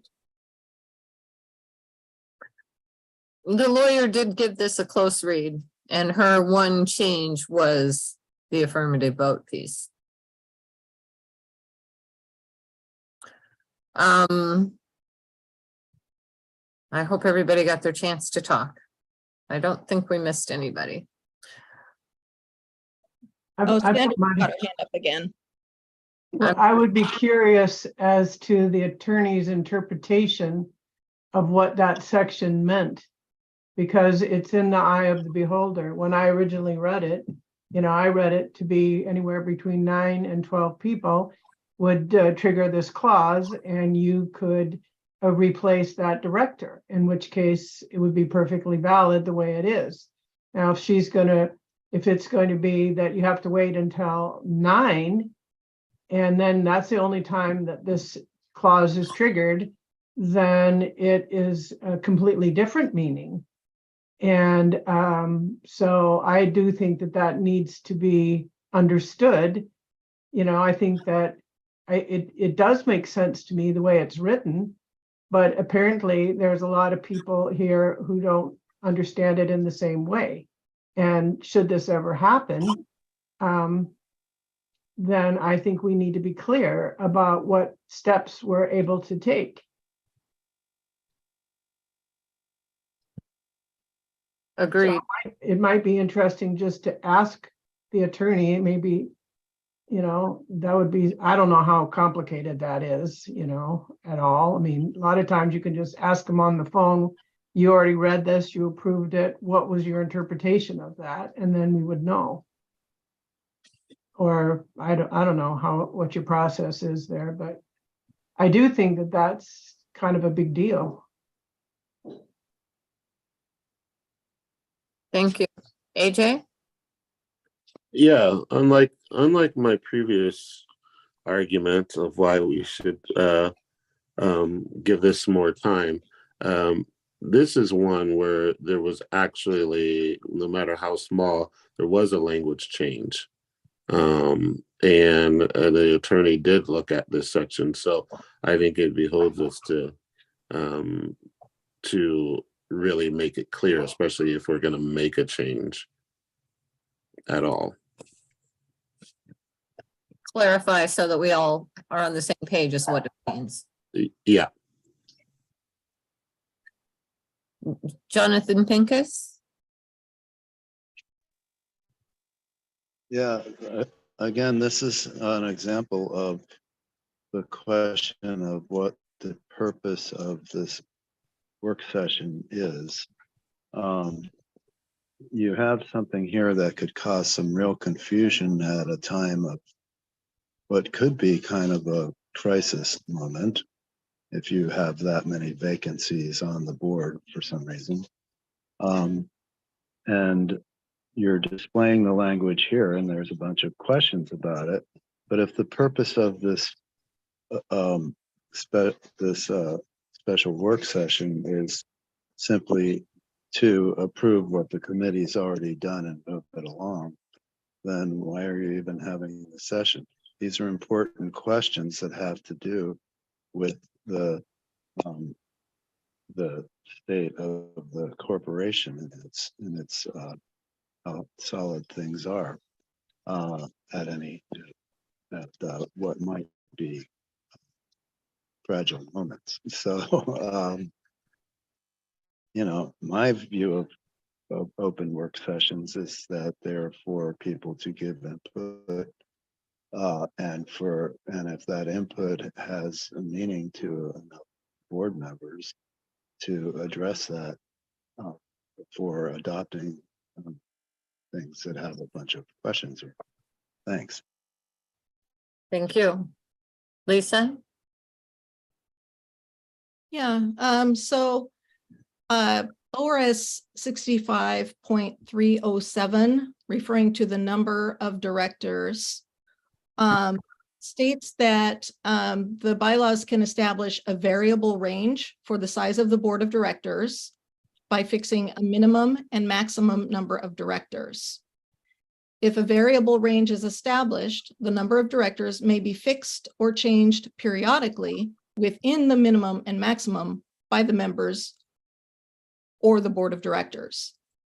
If the articles of incorporation establish a fixed or variable range for the size of the board of directors and the corporation has members entitled to vote for directors, then only the members may change the range for the size of the board or change from a fixed or variable range size board. So, and that's, I'm just referring to the part above that says, under B, the number, the board shall consist of no less than 9 and no more than 12. That's the way that the previous bylaws were. That's the way that this version reads. We haven't changed that at all. And then as far as, you know, the language about replacing. Sorry.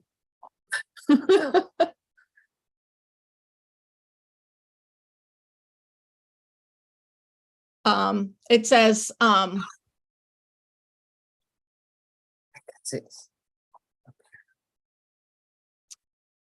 okay, if a corporation, blah, blah, blah, has members entitled, all the directors, except the initial directors, must be elected at the first annual meeting and at each annual meeting thereafter. Yeah, I'll have to, it just basically says that the directors other than the initial directors must be elected by the board.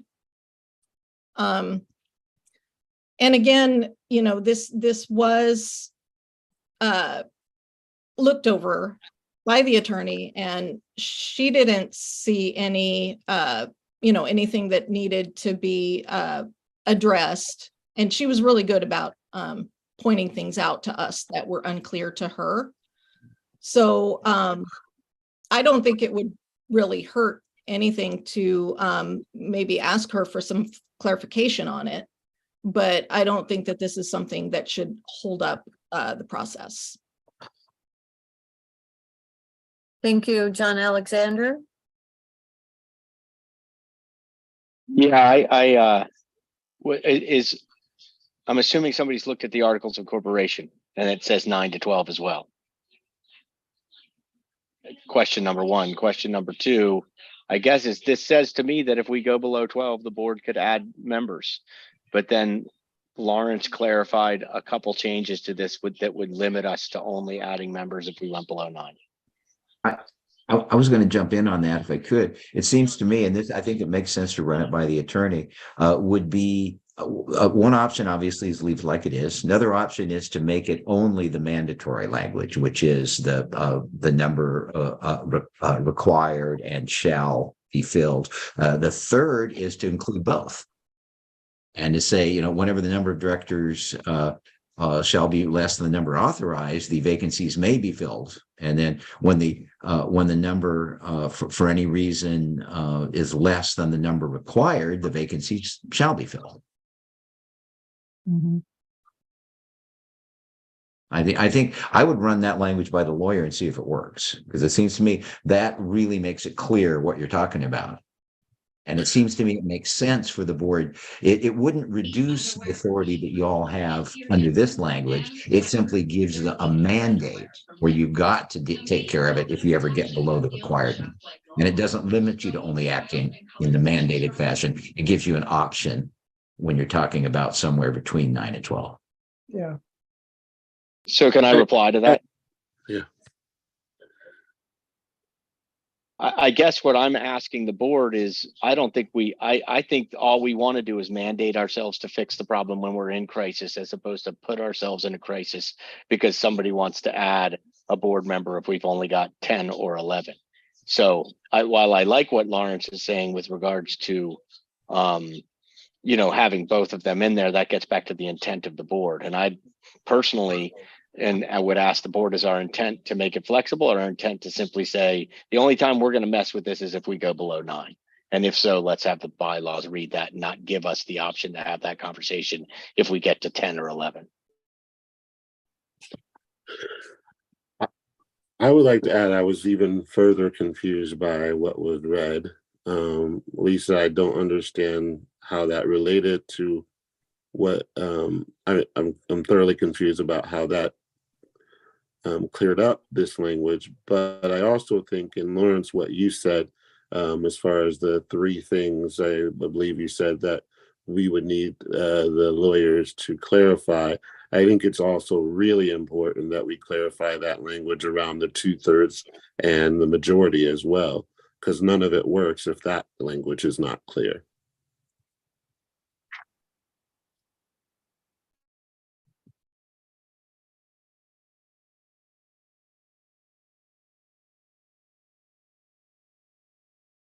I'm not, where is the 2/3 piece of it? Well, it's not in there. I think John Silvermoon mentioned that there was a question, since ordinarily board actions require 2/3, how it is that this only required a majority.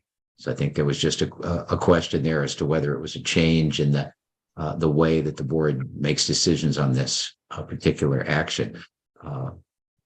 I think the intention was to make it a majority vote.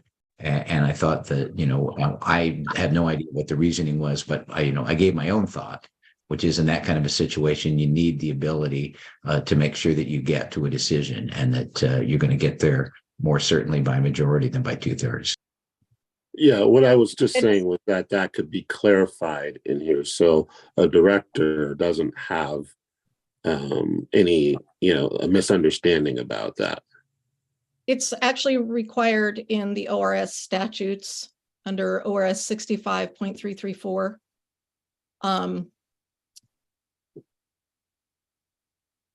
What's required under that statute?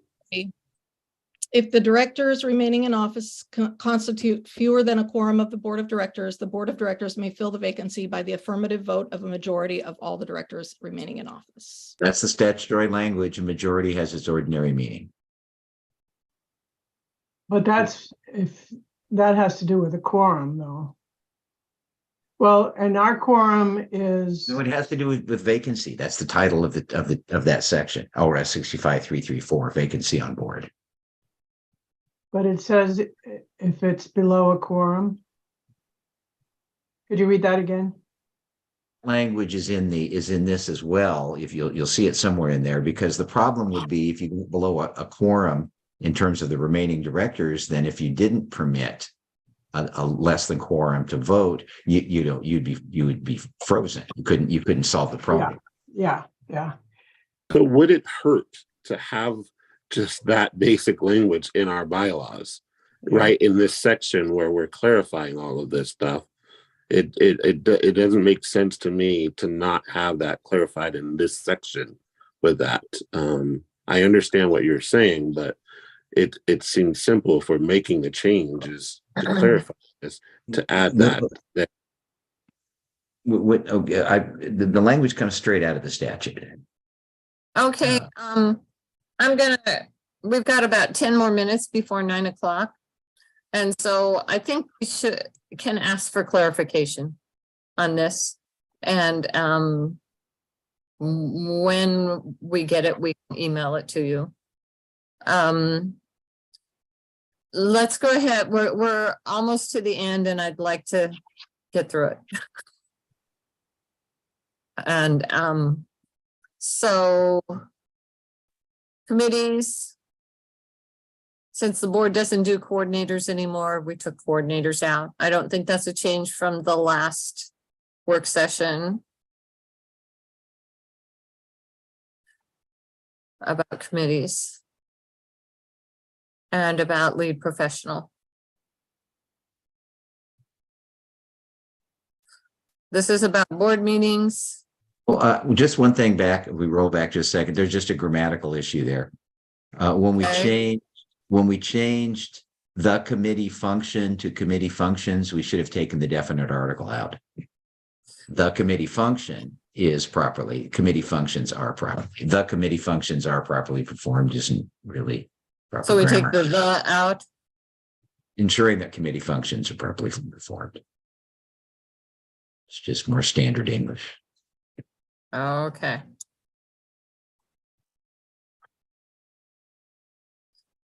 Okay, now to meetings of the board. There's an annual board meeting. You may notice that bylaw said before, just annual meeting. And then there was some confusion about whether it was a membership meeting or a board meeting. So that is clarified in this version.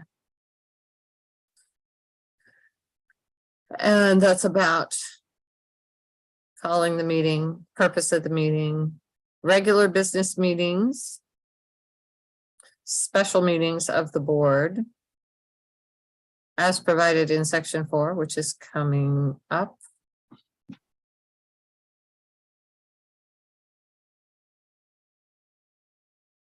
This is a slight change from the other work session about notice, I think, or maybe I'm remembering wrong.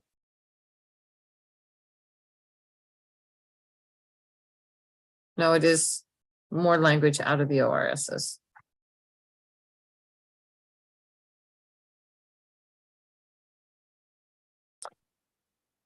We changed on-site meetings to emergency meetings.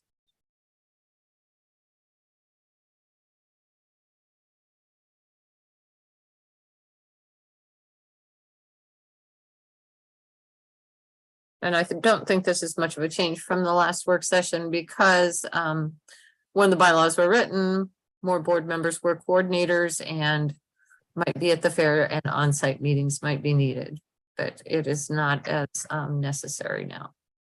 But there might be an emergency.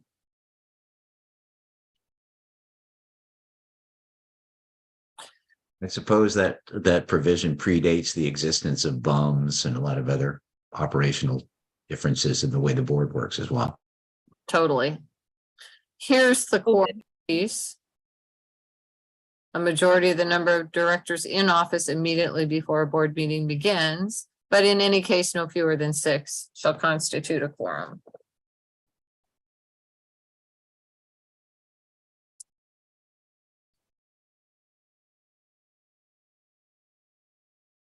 And this was lawyer language added to that. I have a question on that. Okay. That is just for the emergency meetings, right? I don't think so. This section is about meetings of the board of directors. And it tells what kinds of meetings there are, the annual board meeting, regular, special meetings, notice of meetings, that there might need to be emergency meetings. I think quorum and voting apply to all meetings.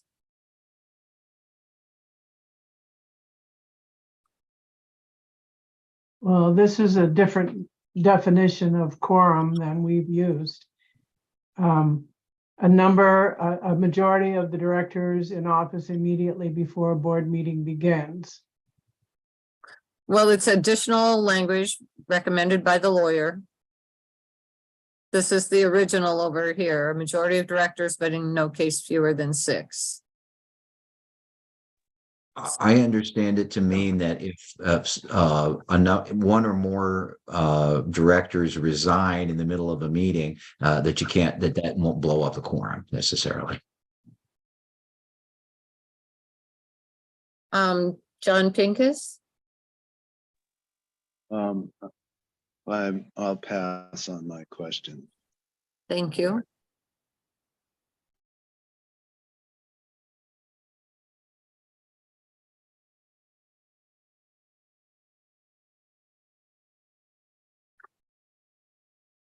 Voting at board meetings.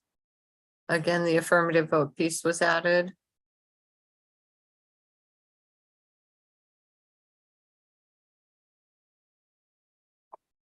I think, and you might want to run this by the lawyers, and this might address AJ's earlier issue regarding majority versus 2/3, that it may be, since this section requires affirmative vote of 2/3, it may be wise to put language except as provided in, and then give the section that talks about replacement of members.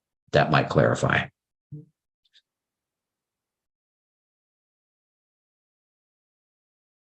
And so the 2/3 is for everything else, but the majority was for replacing a member. Exactly. And so I think it makes sense to put in there, except as provided in, and then you reference the section that talks about filling vacancies and say, except as provided in there in that section, the affirmative vote of 2/3 of all directors, et cetera. Mm-hmm. I thank you for that, Lawrence. That is exactly what I'm talking about. And that is called collaboration, folks. Appreciate it. Yeah, that makes a lot of sense. Thanks. Okay, say that to me again. Except, I would put at the beginning of that section, subsection 7 there, except as provided in, and then you fill in the article and section that is the one that specifically relates to filling vacancies, and then comma, and then small t, the affirmative vote.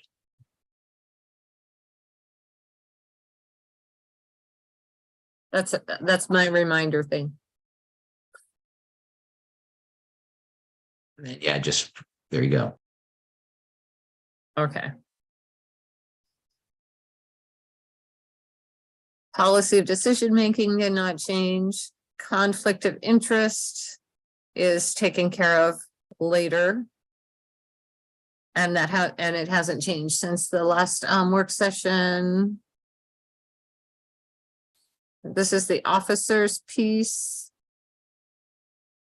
which also hasn't changed since the last work session, even though at this time we don't have a recording and a membership secretary.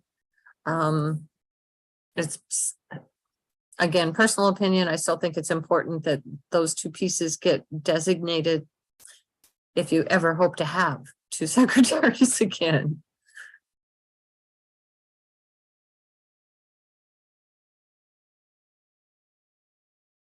treasurer duties did not change.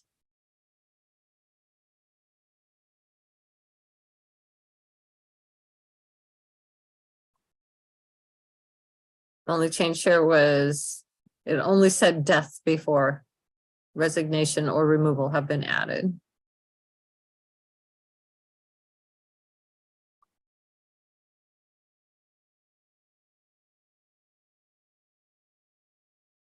This refers back to Article 8, Section 4 about removal of an officer.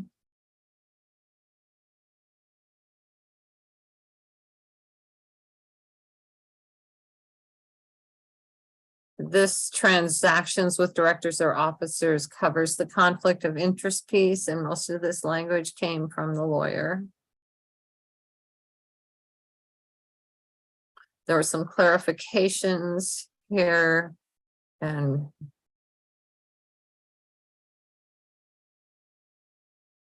I see John Silvermoon's hand. thank you, John. So,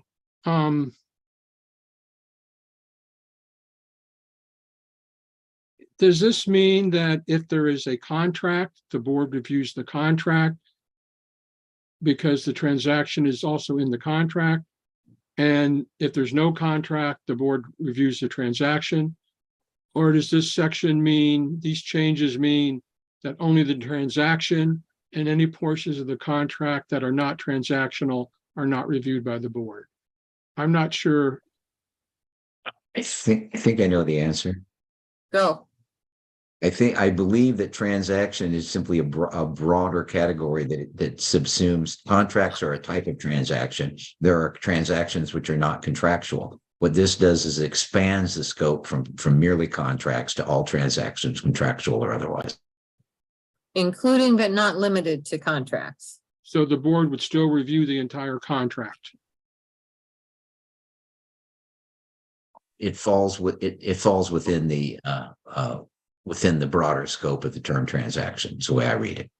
And it's in, I believe it's in, and so as it says in the language there, in any transaction of the OCF, including but not limited to contracts. So all it does is expands it from contracts to every transaction. One couldn't say, well, this transaction isn't contractual, so therefore the board doesn't review it. It's all included.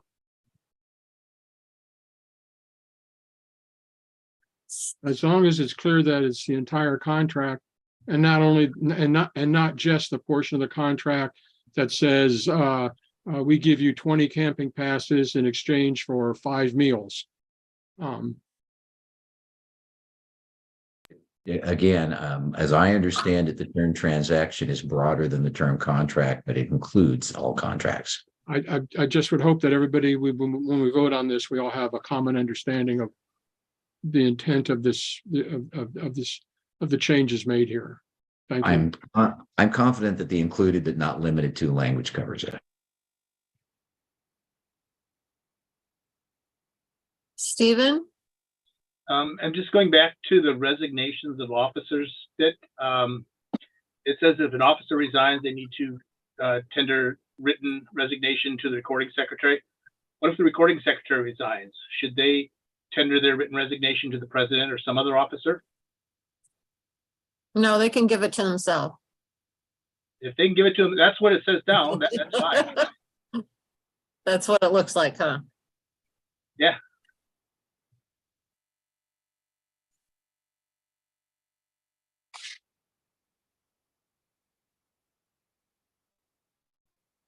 Sandra? Yeah, I have some issues with the board reviewing entire contracts. You know, I don't think we should be in the weeds of operations, and we should be judging whether there's conflict in the parts of the contract that has, you know, some kind of monetary or other gain to the board director. But I don't think we should have free reign in the entire contract. Well, this is only related to conflicts of interest. Exactly. the parts of the contract that are related to conflict of interest. And I think that's what John was trying to say. I don't think we have the same understanding of the language there. Because I agree with Sandra here. I don't think it's the entire contract. And so if there was any way for us to make that clear, so that everybody is not working from a different understanding, that would be helpful. What I would say is just that the current language says that it's the contract.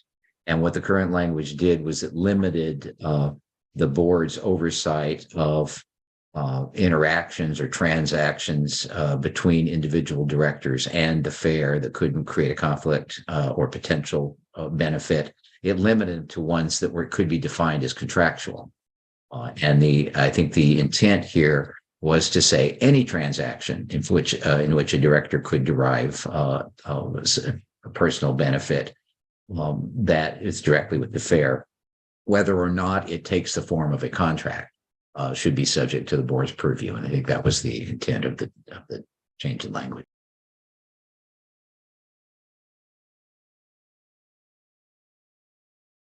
AJ, was that what you had your hand up for?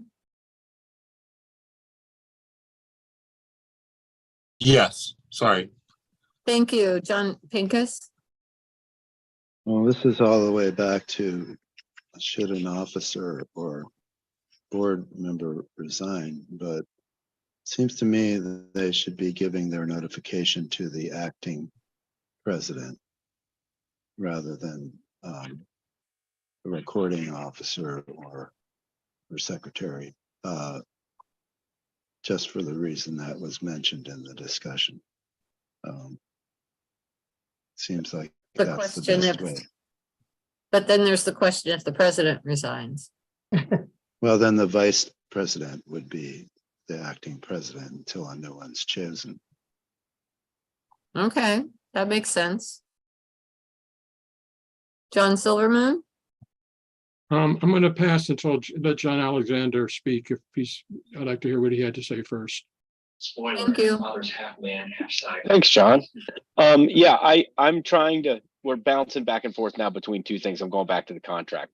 So I'm not seeing it say anywhere here that we must review the entire contract. What I'm seeing is that the material facts need to be disclosed. The material facts can be this board member has a contract and he's receiving some level of compensation.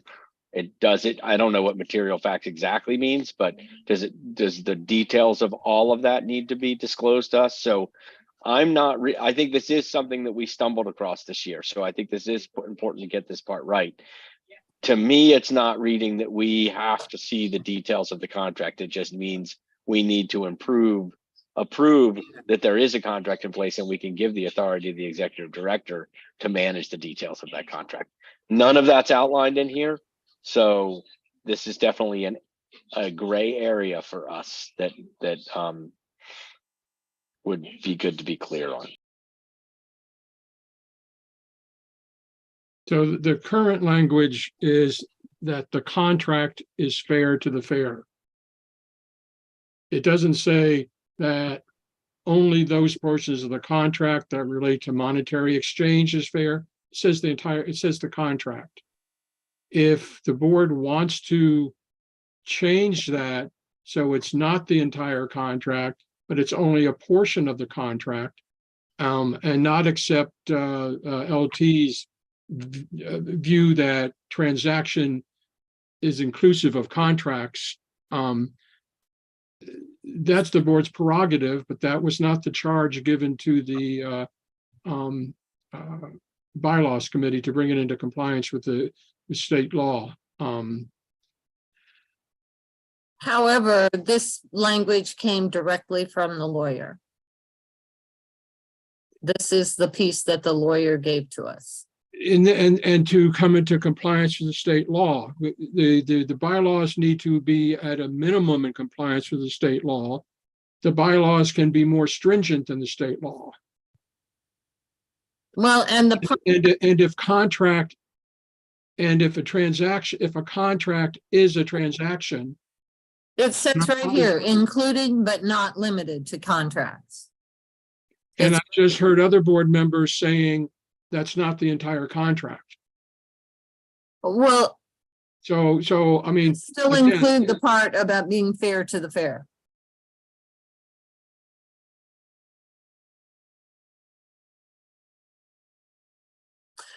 And I think, you know, part of this is we're trying to interpret for ourselves legal language when maybe all we need to do is have the lawyer explain it to us. And we are running over time. We are really close to done. And maybe we can put a pin in this as, let's have the lawyer explain it to this. See, I Yeah, can't- so to clarify, I think what John was saying, and I agree with him, that let's leave, this is falls within what your directive was. And if the board wants to meddle with this more to clarify issues around conflicts of interest and what kind of contracts we reviewed and don't review, we can deal with that next time around. Okay. Thank you. And I just disagree with that. This is language that was changed. And I think if the intent is for us to go vote on this, with this current language, I think that should give board members pause. I don't think we should be voting for something, no language in this document that is not clear to us and that we disagree with. And so, Can I just say that I could possibly get this clarification for you? yeah, and I like that idea. I just don't like the idea of, oh, let's deal with it next time and vote on what's there. I don't, that's Okay. not, yeah. And I Okay, well- believe I just heard that. Well, and this was the language that was in at the last work session. And maybe at the last work session, we were tired and we were at the end, and that's why these questions didn't come to us then. But I know I'm at that point where I'm tired and I want to get to the end here because we are at, you know, over past 10 minutes after 9. 9 is the new midnight. Yeah. So John Alexander, I think you got to speak. Sandra, did you have something else you wanted to say? I do. I think the reason this has come up is because John has made it a point to ask that this includes us reviewing the entire contract, which I don't think is the board's business. You know, I think it has to do with whatever kind of financial incentives there are for that director to make sure he doesn't have a conflict in that way, he or she. And that we don't need to see the details of how it's being operationalized. And so since that's been brought up, and I think we have to deal with it.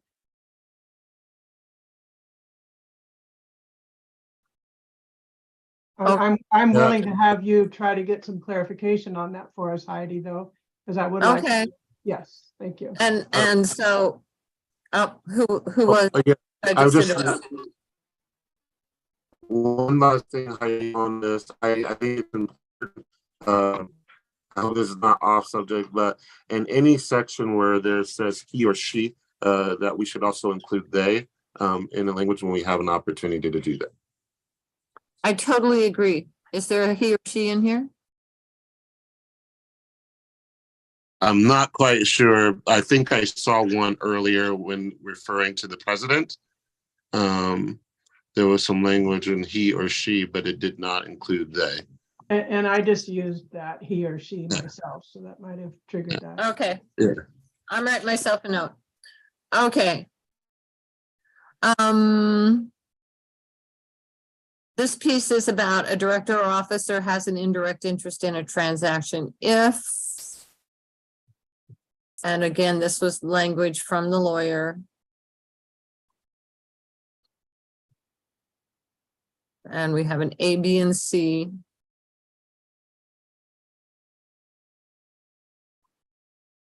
This is part of what it said before. That was removed and replaced with the lawyer language.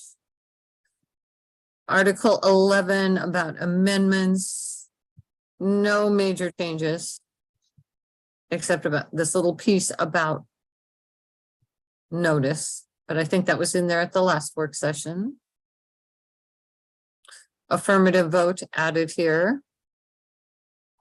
And that is the end. John. So Yeah, the section on conflict of interest. Is there a reason household member was taken out? I think that it was because the lawyer was using, this was the lawyer language that we were given.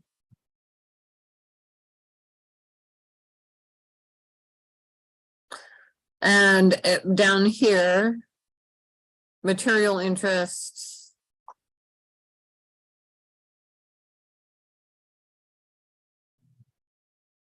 I think a person who's related to the director or offices or business associates. A household member, business associate could, I thought could cover that piece of it, but I'm not a lawyer.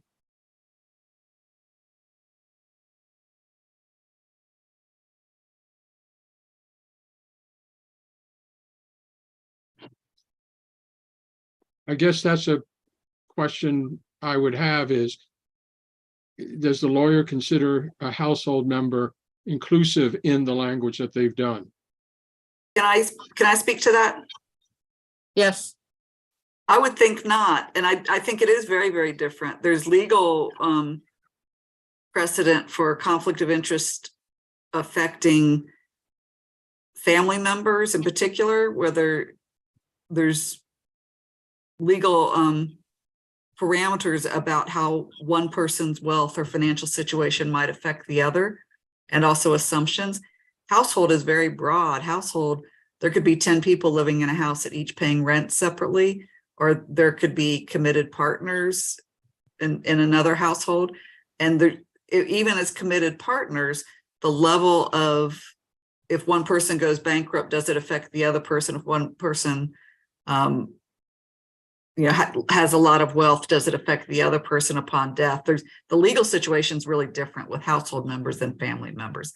And I'm not comfortable that we would use household members as a stand-in for people whose financial situations are legally linked to each other. And so Hillary, are you saying that you think leaving household member out is okay or not? I think it's correct. And I think that we have a lot of situations where people have either long committed relationships who may or may not live with each other, just known affection. I try to get us used to thinking the idea that we have a lot of dual relationships that's different than a legal conflict of interest, and that we need to deal with our dual relationships and what that implies, as far as disclosure and fairness and everything. But you can't, just because I had somebody renting a room in my house doesn't mean that I would financially benefit if they came into a huge contract and had a windfall. But if I was married to that person, I could financially benefit. My legal situation is very different. So I don't think it's appropriate to include household members for conflict of interest disclosures. And I'm guessing that might be why the lawyer left it out too. Yeah, that's what I think. Well, again, we are.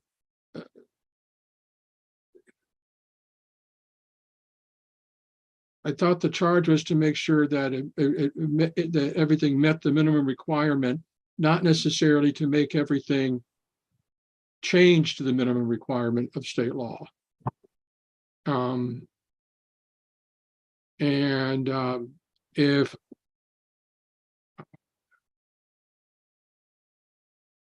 if I'm living with somebody and they're going to contract with the fair, but I'm not legally married to them, is that covered by this conflict of interest policy or not?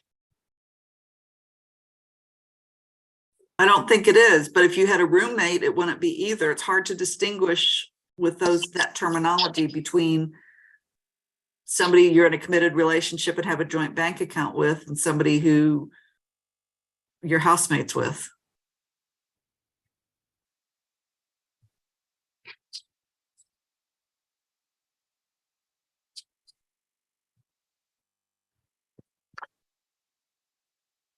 Okay.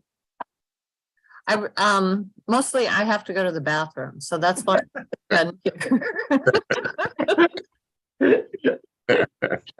Well, I'll just be honest here. Everyone who has to go to the bathroom, raise your hand.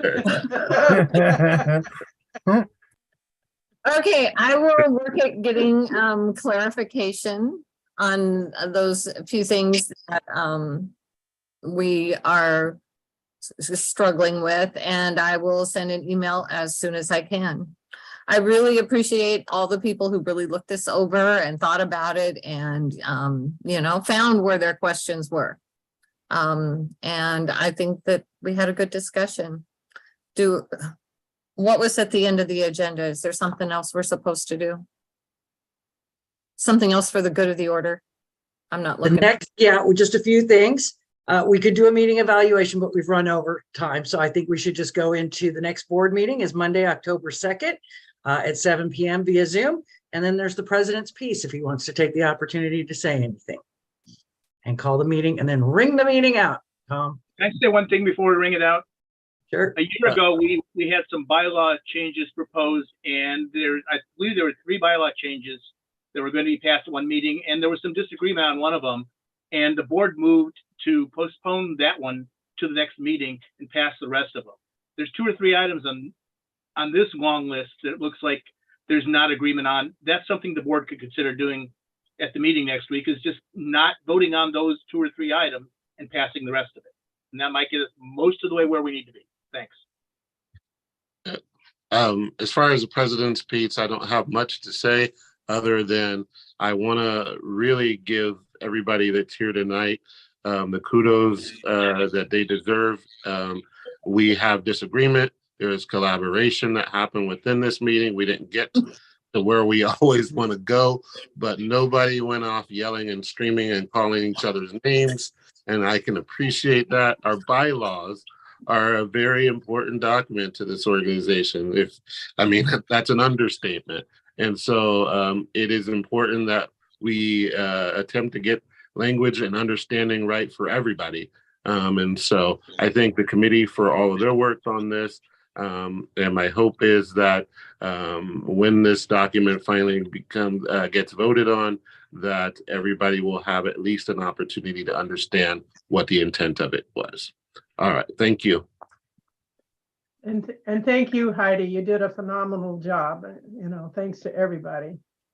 Thank you, Heidi. Yeah. Thank you, Heidi, and the bylaws committee for all your And the hard whole work. committee did a really, really excellent job. Thank you. Thanks for everybody's time tonight. Enjoy the rest of your evening. Thank you See you all. next week. Good See you meeting. next week.